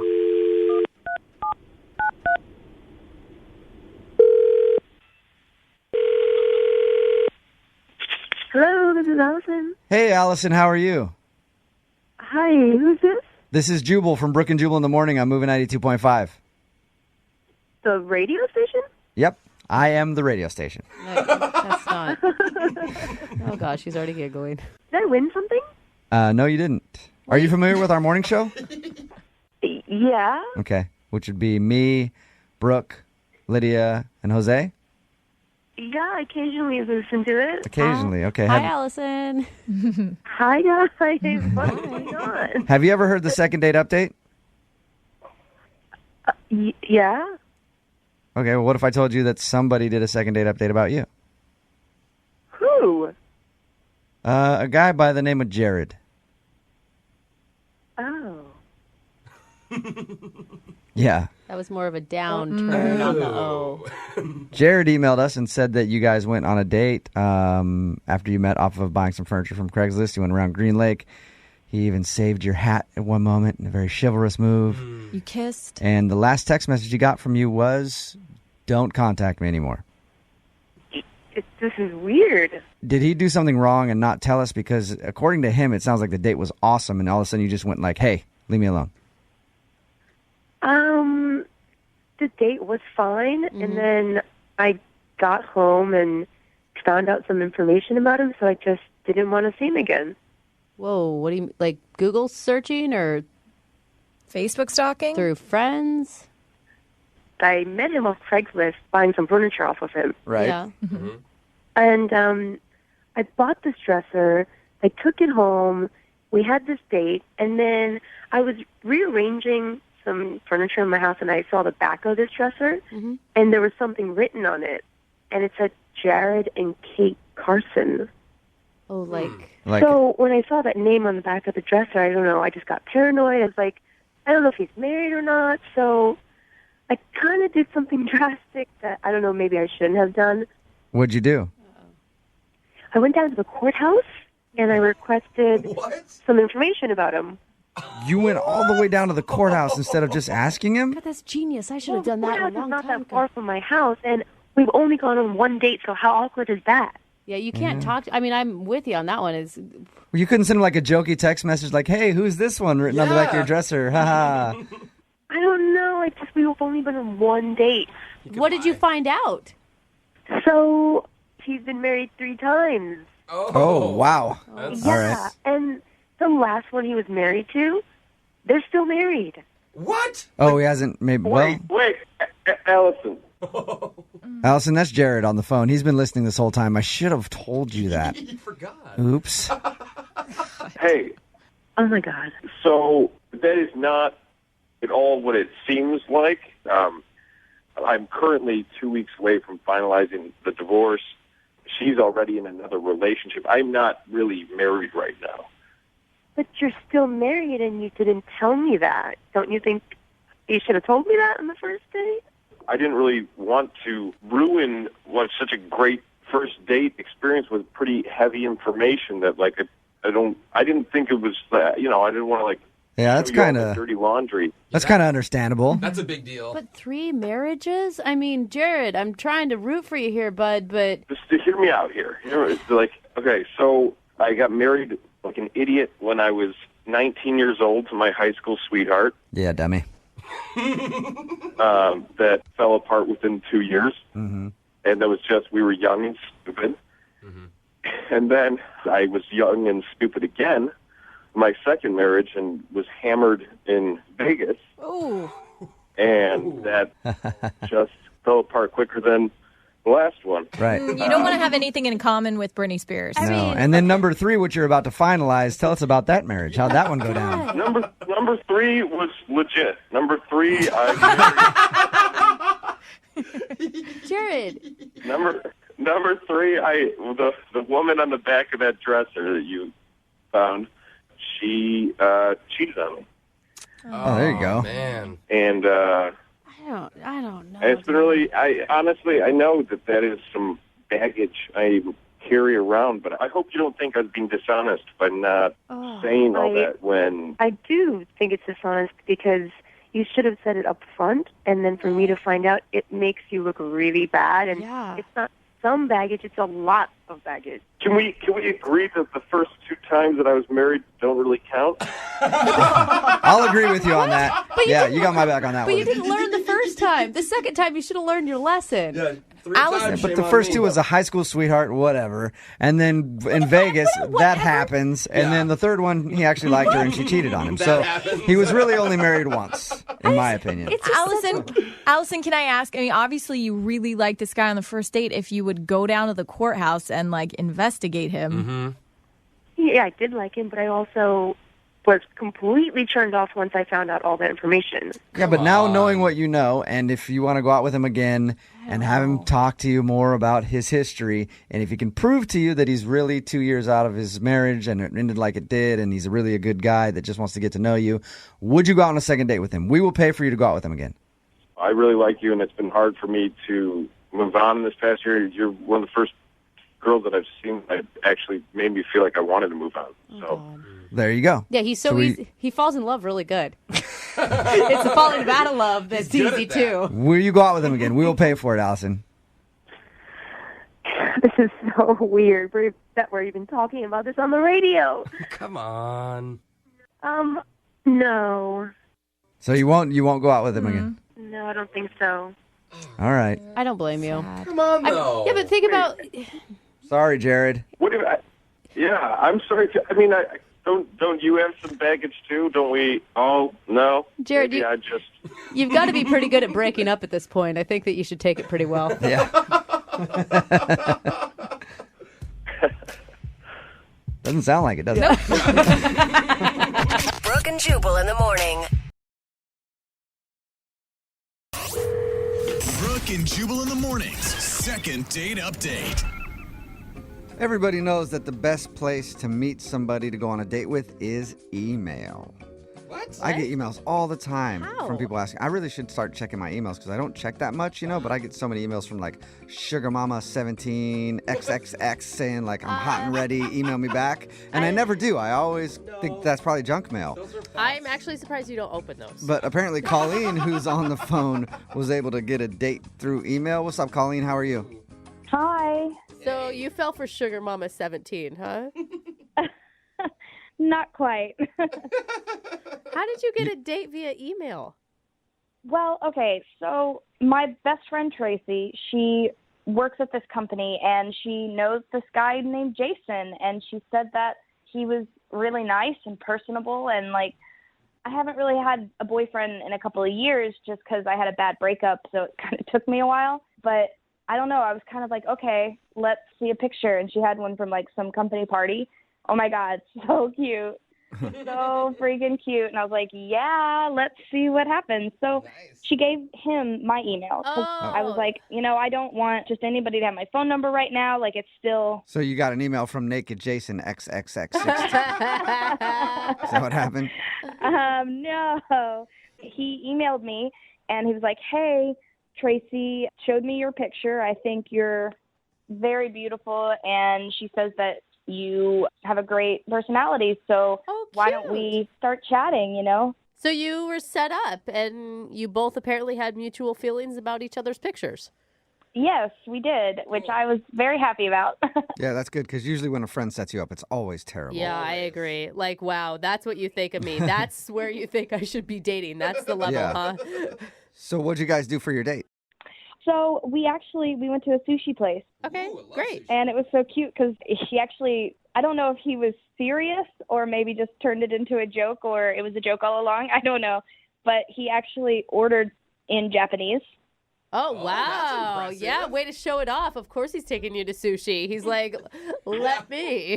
Next we're doing ramen. I don't really know if he was actually speaking Japanese because the waiter was just kind of looking at him like, huh? He just watched like a kung fu movie. He just kept saying like, we don't have that, sir. He's just making it up. That's really funny. I think he was, and I don't know if he was trying to be suave or trying to be cool or just being funny, but it was hilarious, and I thought it was funny, and we all laughed, and I was like, well, how about just the spicy tuna? And they were like, we have that. Oh, my God. So it was a joke, like everybody was laughing together. Yeah, it was a joke. It was wonderful. Like, he's so funny and smart, like, but without being a real jerk about it, Yeah. It all sounds perfect. Was there anything wrong? I don't think so. No, I had such a connection. We talked and talked. Like, I love cats, and we talked about that. And he has a rescue cat with one leg. Oh my God. He calls her Snowflake, and he showed me a picture, and I just lost it. I melted. I was like, and marry me. Right. Yeah. the three-legged Man, cat guy. This guy had everything that you're looking for. Right? Perfect. This is like too much pressure, though. Why isn't he calling you back? I don't know. How did it end? I mean, it ended great. We were having such a wonderful time. Like, we talked about so much, and then he actually walked me to the door and hugged me and gave me a kiss on the cheek. I felt like it was like a blast from the past. Like I was suddenly in the 50s and I just like had a Sadie Hawkins dance or something. So it was like a good kiss on the cheek, though, because that could be a bad thing, too. Yeah, okay. No, it was so romantic. I felt special. I feel special now. I know. I want to go on your date. Right? I felt so fancy. I was like, oh.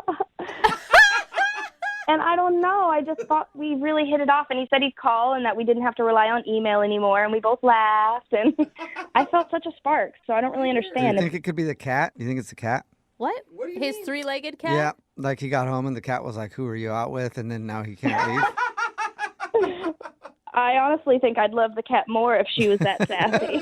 Wait, have you grilled your friend who set you up? I did. She says it's been really busy at the office, so it's just kind of like she hasn't even seen him around. Oh, no. Oh, So my you God. I can't bet you're think going of it- crazy right now. I know. So you can't think of any reason that he's not calling you back. No, I can't think of anything. And how long has it been now? It's been a week. A week. that's Okay. long enough. Yeah, that's definitely long enough, especially if it was as good as Shoot. you said it was. All right, well, we'll play a song, and then we'll come back and call him and get your second date update, okay? Thank you. All right, hang on. Moving 92.5. Brooke and Jubal in the mornings. Second date update. If you're just joining us for today's second date update, Colleen is on the phone, and Colleen is in one of the most frustrating positions you can be in when it comes to dating.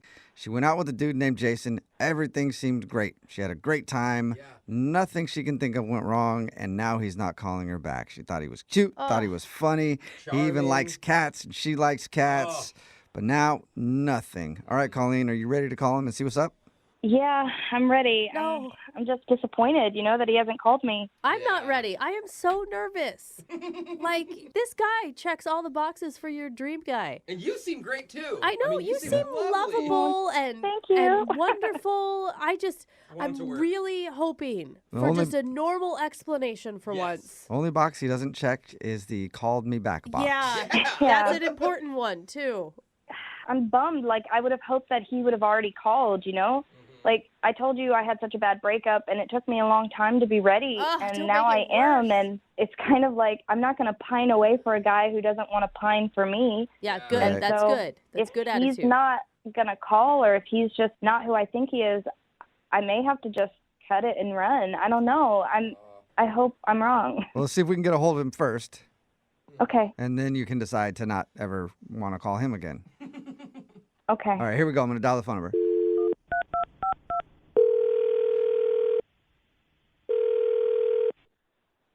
Hello? Hey, is this Jason? Is he? Jason, how are you, man? This is Jubal from Brooke and Jubal in the Morning. Okay. It's a radio show. Are you familiar? I think I heard of you guys. What's up? Well, not much. Just calling you to see how you're doing today. Trying to recruit new listeners to the show. Is that really what you're doing? No, because probably after we tell you why we are calling, you might never want to hear from us ever again. Don't be so pessimistic. This could be great. This could be a great call for you, Jason.